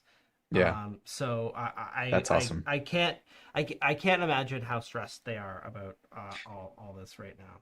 Before we take questions from chat, and by the way, I'll be looking for questions as well from the. It's now up to 99. Ooh, I got a surge. Thanks. Ooh, Um, I did want to talk with you guys about one other thing. yeah. Yeah. And that is what to me is very huge and maybe still again I'm not seeing a lot of people talk about is the changes to all of these spells that used to say um, a creature takes damage when they first enter the area of effect of this spell on a turn and or when they start their turn there, right?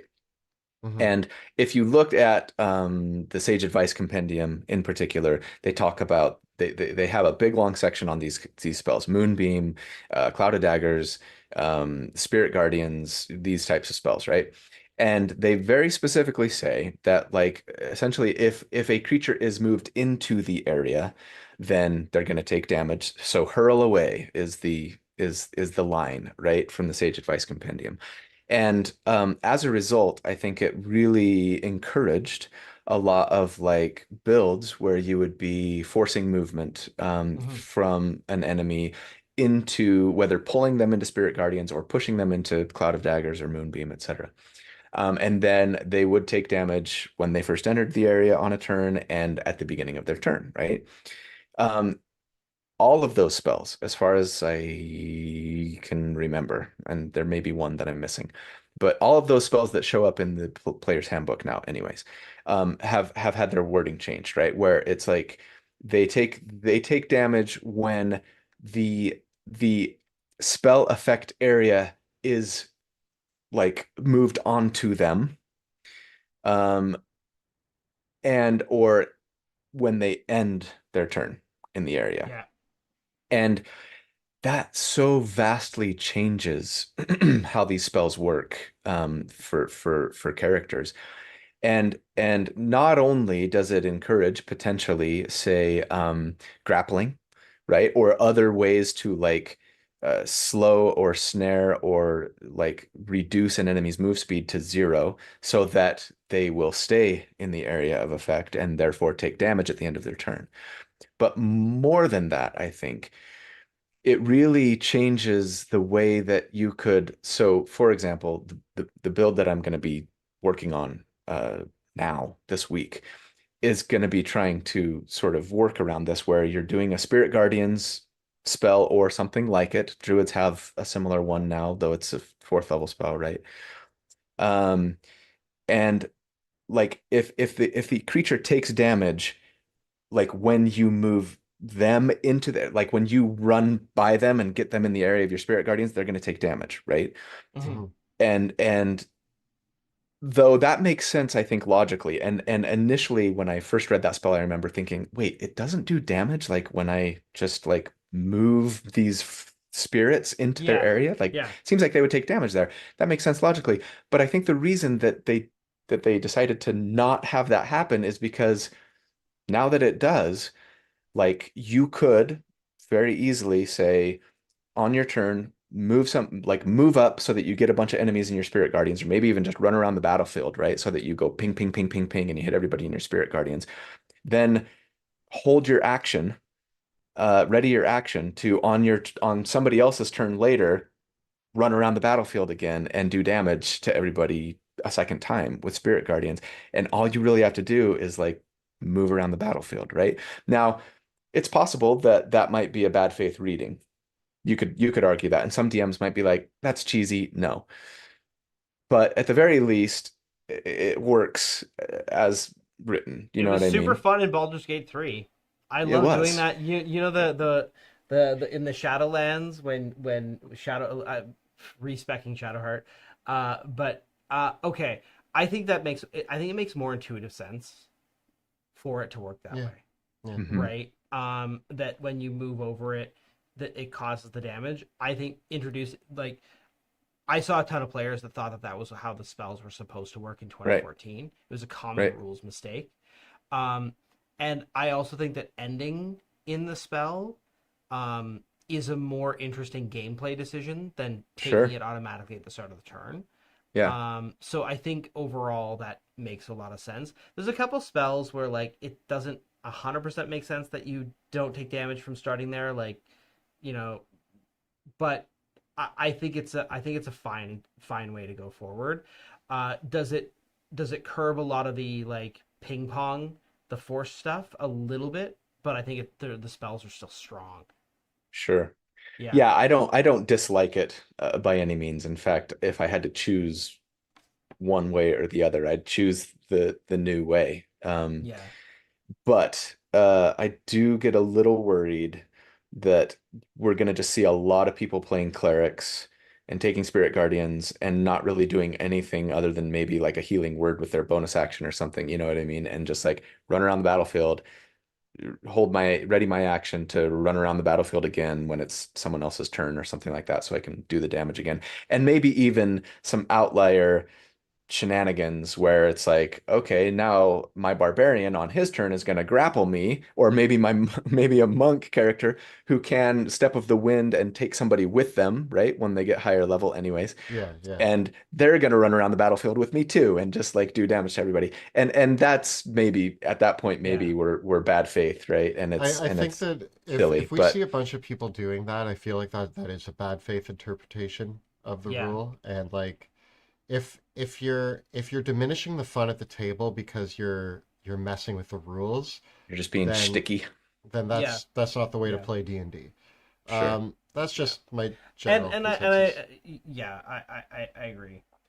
But yeah, technically it works. And you're Yeah. allowed, Colby, you're allowed. I give Oh, you I'll build at permission. least one.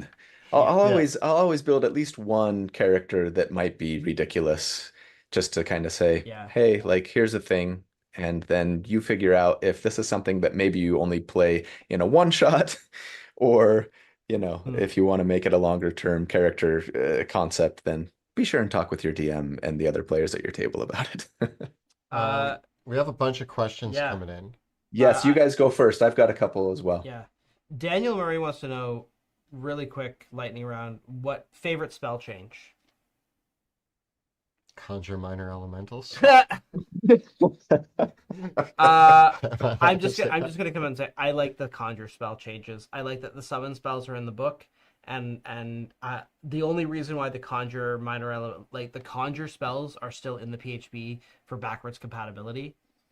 I think they would have just deleted them Yeah. if backwards compatibility wasn't a thing. I think the way the summon spells are is just better and healthier for the game.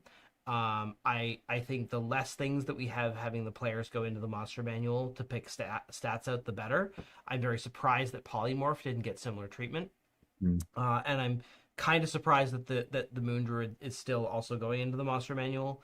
Mm. I was a big proponent during the changes of like just giving the druid like a bunch of different stat blocks Yeah, that all templates. Yeah. scaled, Yeah. and not like doing the land sea I didn't want them to do the land, sea, and air beast. I thought I Make wanted them them to do like specific. avian form, arachnid form, Sure. lupine form, ursine form, and like all of them to scale with as you level And up. be So interesting Was that yeah, your and lightning potentially round answer? useful. yeah, that's Yeah. yeah.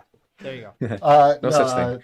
yeah. I'm Colby, gonna what about you? say I'm also gonna say conjure animals. Sorry to be boring everybody. But conjure animals specifically. Like Yeah, that was my least favorite spell in the game.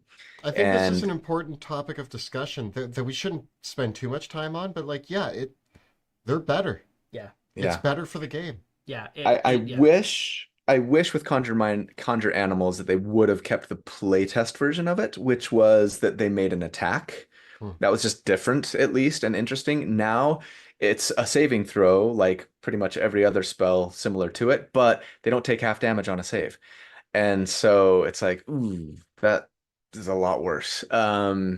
But anyways, yeah, I would say that, or maybe honorable mention, divine favor not requiring concentration. Sorry, Hunter. Yeah. Sorry, Divine Rangers. Favor is a beautiful spell now, and that's Yeah. so you guys want your replacement for Divine Smite? Divine Favor is now the shtick of the Paladin.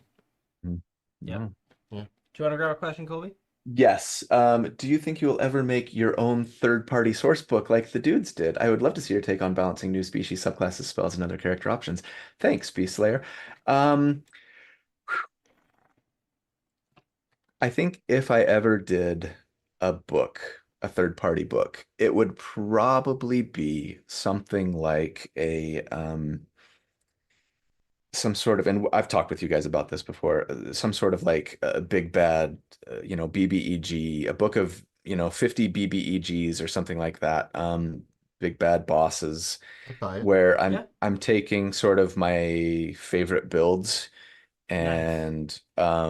and saying, hey, like here's a great kind of boss fight for your players. The potential problem there is they're all sort of like um none of them are monsters, right? They're all like humanoids essentially.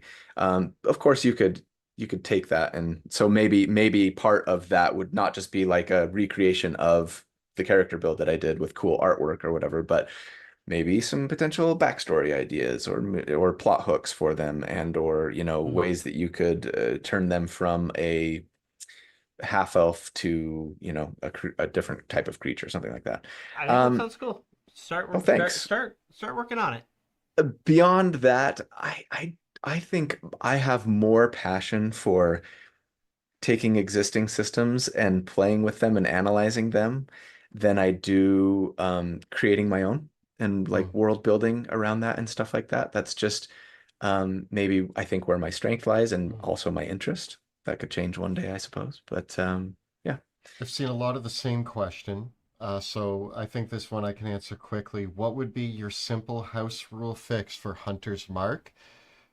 Rangers, you don't have to fix the spell. Let the spell stay how it is. But Rangers at level 6 or 7 or somewhere around there can now cast it without requiring concentration. That's it. That's Mm. my house rule fix. I would add to that, but they can't. When they do so, they can't. It only lasts 1 minute, and they can't retarget it.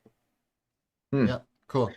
Uh, But maybe let it see, for me, I think I would err on the side of making it stronger. I would just go no concentration, and even maybe at higher level, call it level 10 or 11, it no longer requires a bonus action to transfer. Um I don't Hmm. know. I'd have to play with that and see if it's maybe too Yeah, good. yeah. what do you think about the Forced Find Steed spell for Paladin? I think the word forced is It, kind of weird, but it's it's fine. just it's I just letting them cast it for free. I don't understand Yeah. why. I don't understand where this criticism comes from. This is just it's it's kind of like complaining, like when you order like dinner in and like they send you a free chocolate bar or something with your and it's like I wasn't expecting, or like when you order like at an Indian place or a Chinese place and they send you like a free dessert. yeah. Hmm. It's like you're complaining about a free You're dessert. mad about that. Yeah. I Yeah. Yeah, I I mean, I took Find Steed on every paladin anyway, and when I used it, I used it. When I didn't, and now I get to cast it for free, and I'm yeah. happy. I think it's great. Yeah. I think the real change potentially to Find Steed is that they're very clear that like this Mhm. is a controlled mount, right? And before it was while they said in the rules there's controlled mounts and there's independent mounts, the wording of the spell for Find Steed used to kind of make it seem like it's both. You know what I mean? Potentially. I mean, like you act as a seamless unit and you speak telepathically with Mm. them, and they kind of do what you want them to do was kind of the feel of it. And so I think the way that that played out in game at most tables, I could be wrong, is that people who had Find Steed, like that steed basically went where they wanted them to go when they were mounted on them, but also got to make attacks on their turn, right? Hmm. And now it's sort of just like, nope, you just got like a bunch of extra free movement on your turn. And your mount can take the disengage action too if it wants to, so you can Yeah. really kind of be all over the battlefield, and it's nice. My steed is going to be a large raccoon. Nice. That's what my steed's going to be. Yeah. Good. Let me Looking do forward another to it. one. Yeah. Or Let, yeah. let, Yeah. Or yeah, Go ahead, Colby, um, Mike. Colby, you go ahead.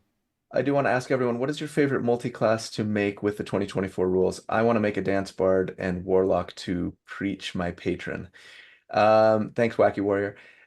Favorite multi-class with the 2024 rules? I mean, I think for me it might be Monk Druid right now. Just because of course I love monks. And you know, when you can couple them with some cool spells, it really opens up the playing field as to kind of what they can do and their power levels, I think. But yeah, that's me. What about you guys? Fighter Valor Bard? Does that work? Hmm. Yeah, just a one Yeah. level fighter dip One level on Yeah, I fighter mean, dip. one level A what fighter but Valor dip. Bard. I should probably qualify. I take one level of fighter on 90% of my Yeah. Yeah, builds. yeah. Yeah, and it's even better now. Yeah. Uh yeah. What It's about so you, good. Monty? I'm going for the one level of fighter Okay. With what? It's with still the fate. bacon of D&D. Yeah, just anything. Yeah. Okay, you guys next. Um, oh, so many questions, so little time.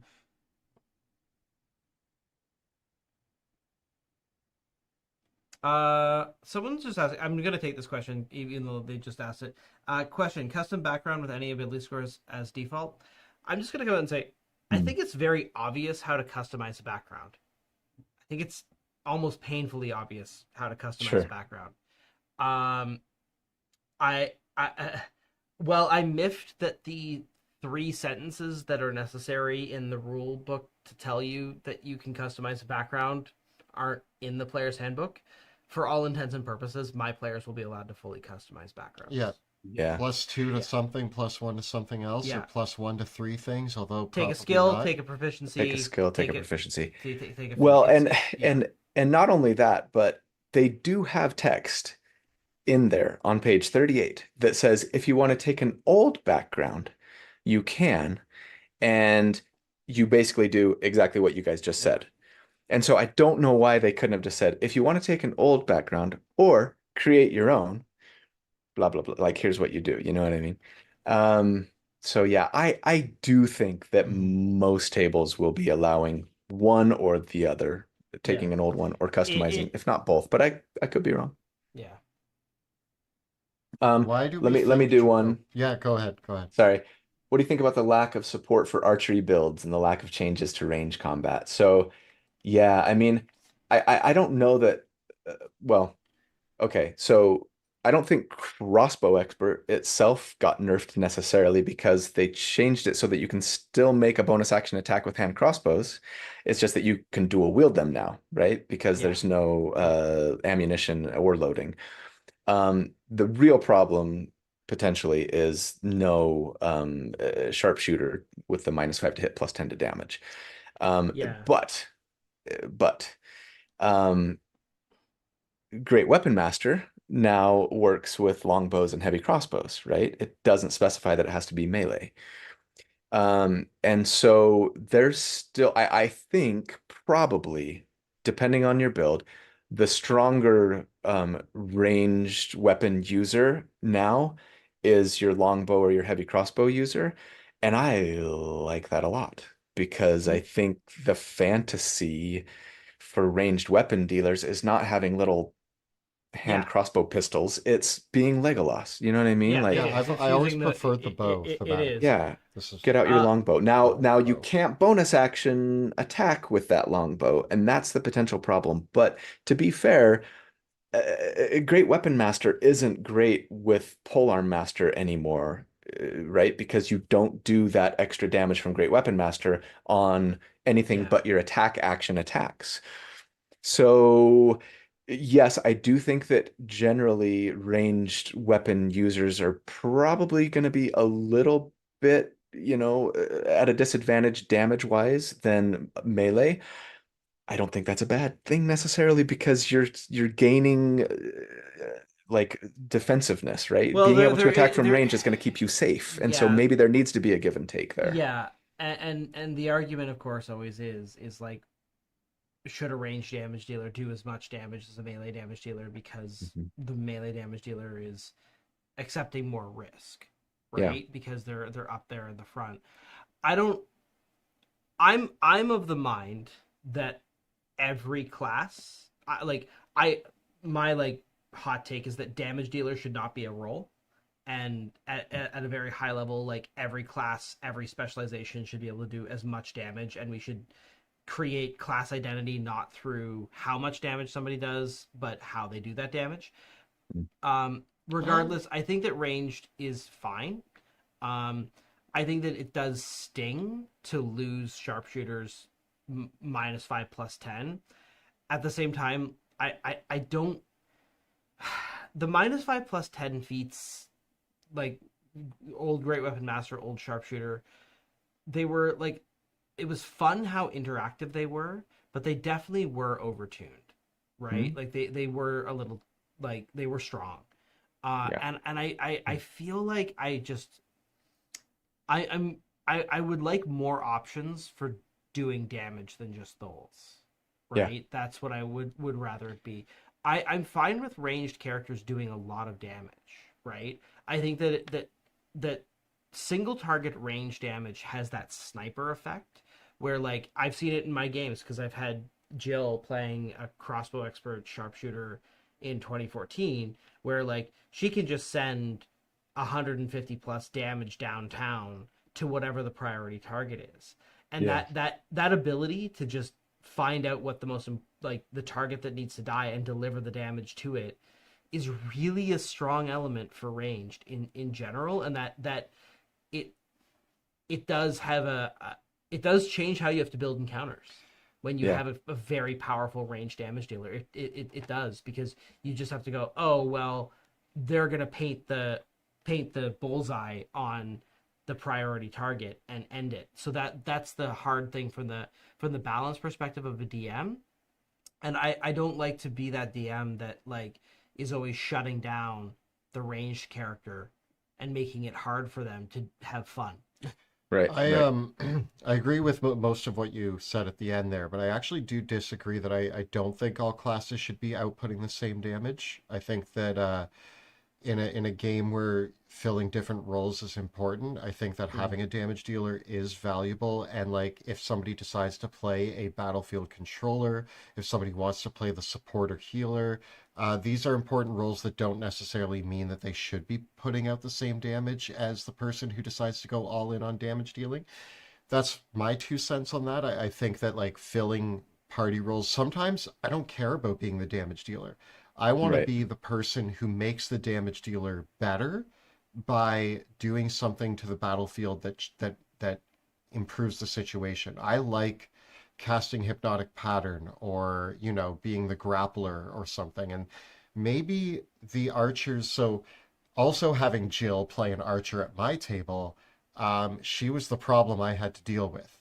Mostly Mm. Jill as a player is the problem that we all have to deal with. But Jill played an archer at my Oh, but table, she's so and sweet. I know, and she's really good at making characters who do insane damage and knows that archery was the way to go in 2014.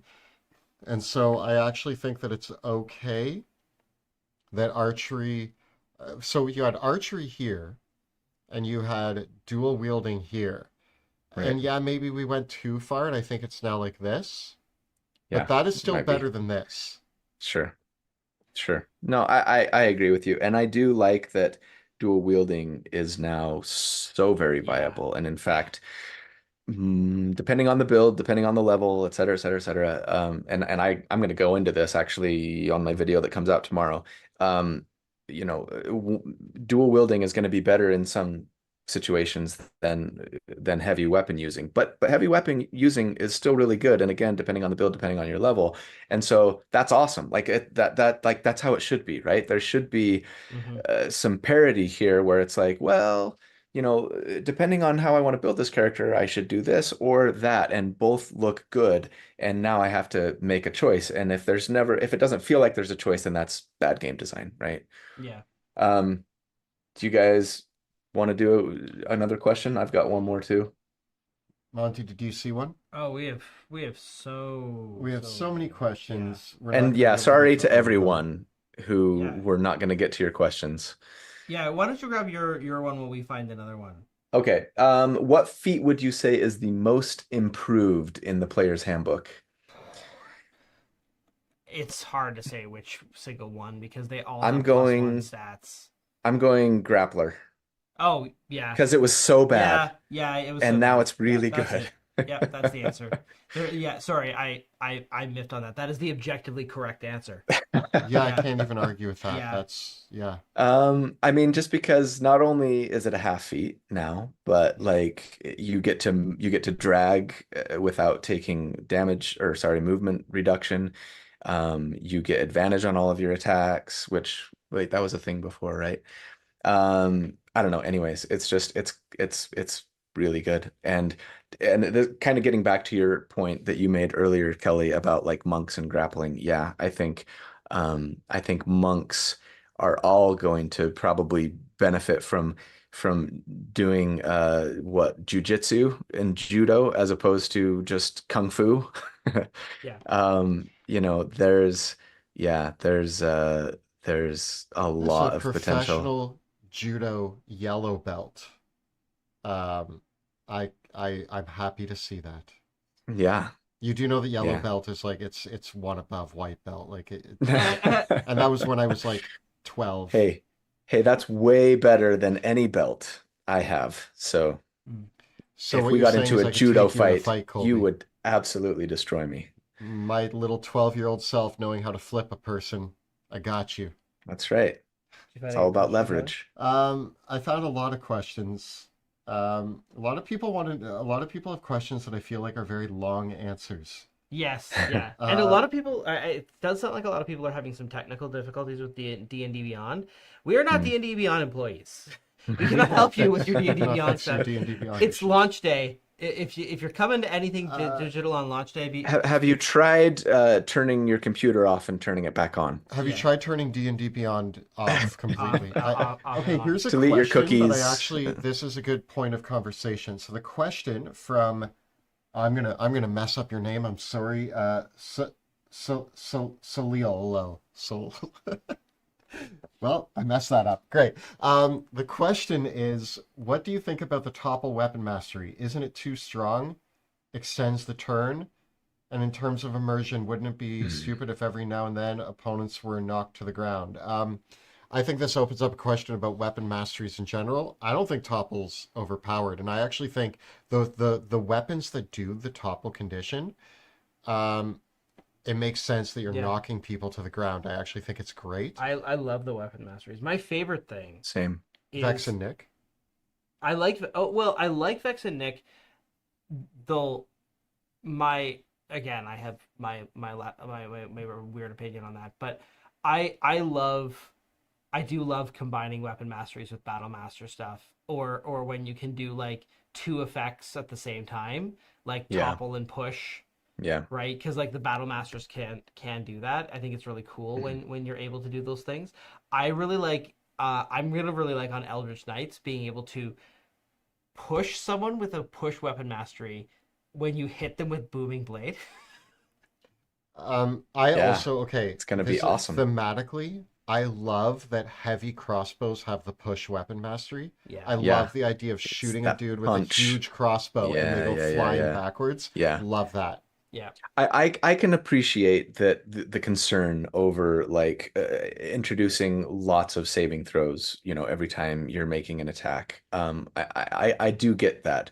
I think that I think that also there were already a lot of ways to knock people prone, right, in the game. I Yeah. mean, monks could do it, taking the shove action could do it, right, etc. And battle masters, like you said, among others. And so it's not like it's a really new concept. The difference now is that potentially on every attack that you're making, there's a saving throw attached to it, right? And I get that, but I wouldn't consider it overpowered. No. Not only because it already exists, but also because it's a Constitution saving throw, right?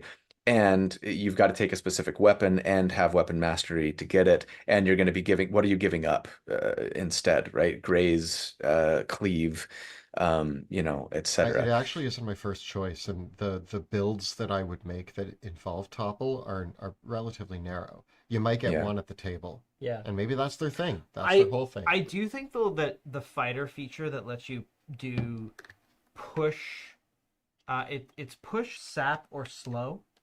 hmm Like Yeah, when so they get to level level whatever it 9. is. So Yeah, basically every weapon for a or fighter 10. starting at level 9 is push at least, which I think is really cool because Yeah. and I think that is actually a build thought because do you need to go with the heavy crossbow? Because the heavy crossbow has the feat tax that you have to take crossbow expert hmm to do it. To So by really, level yeah. 9, you could retrain out of the heavy crossbow. Yeah, your damage die goes down to a D8 from a D10, but then you've got sharpshooter, and then you're just substituting push on your longbow, Yeah. right? I also think Yeah. imposing sap on ranged attacks is kind of wacky as well. Yeah. Like that'll be kind of fun. Is sap the one that Yeah. slows you? Oh, Disadvantage. disadvantage. Yeah, Disadvantage on their next attack. Yeah. yeah, Yeah. right. Yeah. I don't know. There are lots of fun ways to play with those weapon masteries that I probably haven't even really started to Yeah, think I, about. I think they're gonna add a lot, and I'm not worried about them adding a little bit of extra turn time to a fighter's turn. I think they're cool stuff. My hope is that DMs will just kind of, if you're playing with somebody who's got topple weapon mastery and they're using it all the time, that they'll just get good and quick at being like, okay, here we are in a fight. Like I need to know my con saves, Yeah. Yeah, on my monsters, and I just every mean, time an attack lands. yeah, yeah, and it's no different than a spellcaster fireballing a bunch of enemies at the same time. Like it's Sure. still a bunch of rolls. I guess I got to make there's the 5 attack. saving throws. Yeah. Yeah, right. I So mean, we're all here to roll dice. I love rolling yeah, dice. exactly. I'll roll dice all Yeah, day. Yeah. That brings us to about 3:30. Colby, do you Yeah, have we're one more 2 hours question? in, huh? yeah. This flew by. I've got several, but I don't know if I can single one out. I Um, will just let everybody out there know while Colby's looking. Our fighter class guide just dropped about half an hour ago. So that is the nice. first of all of our upcoming class Yeah, guides, which also means on Thursday you should expect the fighter subclass tier ranking. And we're going to be doing this for the next 12 weeks. We will be doing a a little bit class longer guide. because I think we're gonna take a break Oh, for we the might take a DMG. break when the DMG comes Yeah, out, right? So for the rest of our lives, Monty and I will be doing class guides and subclass tier rankings. yeah. So be prepared for all of those. The fighter just dropped. That's our first one. We put a lot of work into it. Monty's an all-star. He did a lot of beautiful Yeah, visual, we got new graphics. We got new visuals. graphics. And I made a PowerPoint. yeah, I Nice. showed up to work and Monty's like, I prepared a PowerPoint to teach you about the fighter. And I was like, Yeah. great, let's go. So Yeah. then we talked about it. We whipped it up. Yeah, it was nice. And Yeah. now we So have a video for you. yeah, so check it out. Give us feedback on that because we would love to hear what people think of that format. I'll throw out one quick one. Yeah. And this can just be a quick response. Backgrounds having the ability score bonus to character creation is my least favorite 2024 change. But what are your thoughts? Why did 2024 do that? So why tie ability score bonuses to backgrounds as opposed to species now? Do you like it or not? I And mean, why in 2 sentences or less? if you want the answer that people aren't going to like, it's that your species doesn't define your physical attributes, but how you grew up and what you did with your life does. For me, like I might not be the strongest person because I don't work out. I mean, I do work out quite a bit, but in an arm wrestle, I think Colby would beat me because of his background. Mm. Sure. And I think that that's just the case. I think that they actually do belong on the backgrounds over the species. Anybody who tells me, but a halfling can't be strong is wrong. A halfling could work out all day and be a bodybuilder if they chose to, and might be able to lift way more than a human who didn't work out all day. Can I Sure. jump in on that? Yeah. The player's handbook is providing you with rules for making the protagonists of a fantasy story. Protagonists in a fantasy story are, by definition, typically outliers within whatever setting they emerge in. So the rules. So a lot of people are worried because the rules for species say, well, but aren't orcs always stronger than halflings?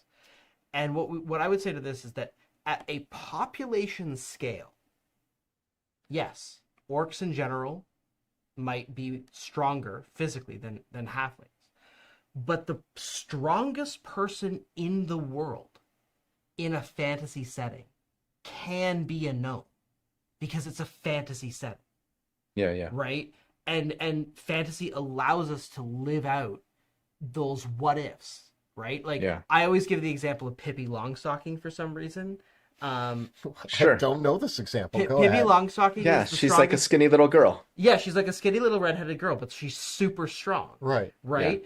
And so you can have a fantasy world where the heroes get to be the exceptions, right?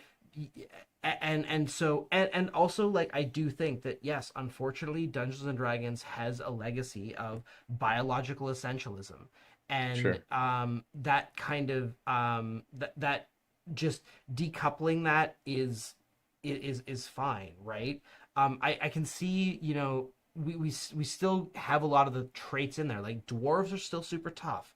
Goliaths still have the traits that represent their strength. Yeah. And I do think that, like, from a character optimization perspective, for years and years and years, there was this whole thing of, like, people feeling like they couldn't play the character they wanted to play because that species or race didn't give them the +2 int or didn't give them the +2 strength.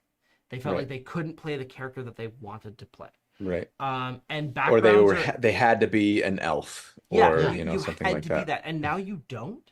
And the backgrounds are easy enough to customize that you get the +2. I mean, I did notice that Tales of the Valiant basically short-circuited this entirely with their interpretation of it, where they just baked the ability score increase into the point buy innately. And that might have been, I think that that's like one way to approach it, but overall I think the background changes it, like, and then Pathfinder 2nd edition, they did the thing where you get a bonus from your species, from your ancestry in that game, a bonus from your background, and a bonus from your class. And from your class, yeah. I think all of these are valid solutions at, like, just chipping away that overall, like, not of letting people be more flexible with the characters they want to create. Like, that's my opinion on the matter. Yeah. I agree with all that. I don't have a lot to add to that other than well, no, I don't have a lot to add to that. I just will say, I guess, I do wish that they would have either had more backgrounds or provided a little more flexibility within the backgrounds, like maybe give 2 origin feat choices or, you know, 4 ability scores that you could potentially increase, just so that for those who are playing at a table where custom backgrounds are not allowed, old books content are not allowed, they didn't feel like, well, I guess I have to be a sailor because I need these ability scores for my character and I want this origin feat. So now I got to work in sailor to my backstory somehow. You know what I mean? That is a little bit of a bummer I think not to me. including the option for custom background in the book was silly. Yeah. And I will admit that after everything that Monty and I just said about why it's a good thing that they're linked to backgrounds, I think that backgrounds are actually one of the weakest parts of this book. I mean, I miss all the role playing traits from them. Yeah. And I think that like in the book that has the page count that it does, like I think I read somewhere where like there's something like there's 16 backgrounds in the book. Is that correct? But I think that they omitted like one. If you take three ability scores, if it's pick three, like there's a couple of the pick three that aren't there, right? Like I don't like there's something along those lines of like there is a few gaps in If you there. want wisdom, strength, and charisma, like it doesn't exist. I'm just throwing Yeah, out an example. I don't know if that's That the one might that doesn't exist, So but it feels like, okay, well, those could have been easily there, and that way there was always going to be a background that was going to give you the +1 and the +2 that you wanted. And the origin feat, I feel like one of the kind of complaints is like, oh, I can't get the +2 and the +1 that I want, the skills that I want, and the origin feat that I want. And again, that just comes back to like it's painfully obvious how to custom it just does come back to like where is the sentence that says here's how like they even at the start of the backgrounds chapter they actually break down like this is how funny I think it actually is in this case, and sorry to like ramble on about this, but like the at the start of the backgrounds chapter it says parts of a background, and it says it gives you a feat, it gives your 2 skill proficiencies. They could have added a sentence like right there that basically said, if you'd like to design your own background, choose the following. do these. Like that's literally all it needs to needed to be, right? But oh well. We're still gonna be customizing our own backgrounds, and we think that you should too, because the game's better the more customization we have.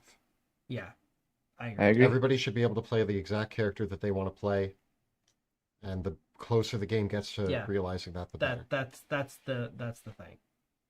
Here's my parting question for you guys. What would I have to do to convince you to move to Utah? What would we have to do to convince you to move to Toronto? It's better here. I know. I got these kids. I would move to Canada in a heartbeat. I don't feel like I can transplant my children right now. Colby, between your kids or us, really you're gonna pick your kids? No, I'm joking. I mean, I'm joking. it is this close.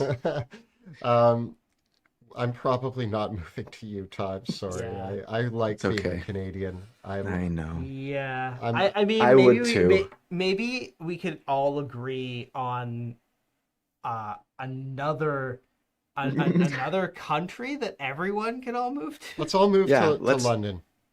Let's move to, no, I'm gonna say Switzerland or Ireland. Oh, Ireland I'll would be move a to really Ireland. good- Let's yeah, move to Ireland. would be a really We can good do choice. this from Let's Ireland. do it. Yeah. Let's All do it. right. Let's go. Let's move to Kerry or to Killarney. We're all moving to Ireland. I'm Yeah. going to develop an accent, and my dreams will be fulfilled. Yeah. Yeah. Yeah. No, I love it. I can just I still have family in Ireland. But, Well, there you go. We're all yeah. living in Monty's Okay. families. My dad is originally from Northern Ireland. Yeah. And so I have all my I'll- there's actually like a few places that I would love to like. I'm also going to throw New Zealand out there as a place to live. Yeah. I could get on board. Toronto is a 1-hour drive from Toronto. I mean, Toronto is. I have a 1-hour drive to my home from this Yeah. studio afterwards, and I'm not even like. Yeah. Oh. It's always an hour away from wherever I need to go in the city. Yeah. Yeah. Well, Utah's not that way, and it's beautiful. The mountains are great. I love it. But Yeah. thank you guys so much for setting this up, for inviting me. You are fantastic. You really are, and I love you guys, and wish that we lived closer. I know. Getting more game time in there, which would be always a welcome thing. So maybe we will have to see about just taking some of these 2024 rules for a proper spin. And we do have to Yes. get Colby up here for a visit again soon. So that we Yeah, can, well, we can now just, that you're you know, not going to, there was a con that you're not going to at the end of October. Maybe I'll have to, my wife and I are going to Chicago, at the end of October. Maybe we should make it a little, anyways, we can talk offline about that. October last year. So Yeah, I did, let's and it was see. awesome. I loved it. Let's see. Alrighty, maybe we can make it so. Anyways, to everyone watching, I think this was our biggest live stream ever. I mean, we definitely had over That's cool. 2,000 people Yeah. watching. That's the biggest live stream I think Fantastic. we've ever done. Yeah. Thank you, Colby, for letting us borrow some of your fans on our Yeah, stream. and sorry everybody who was trying to watch on my channel. Thanks for being there originally, and thanks for those of you that hung on at the to the bitter end. I'll if we do this again, and I'd love to, I'll try and figure out how to make sure that I'm both, you know, Yeah. streaming from OBS D6. but capturing I know your what you guys' gotta audio. do. I know. I'm pretty sure I know what the problem was. So Okay. I'll help you out We're next making D6 a thing. It's time. happening. Yep. D6. Let's do it. Indeed. Okay. Thanks right. everybody. Alrighty. Thank you, everyone. Bye. Thank you See you all. guys. Goodbye. Okay. Let's just give it the second it needs to power down this live stream.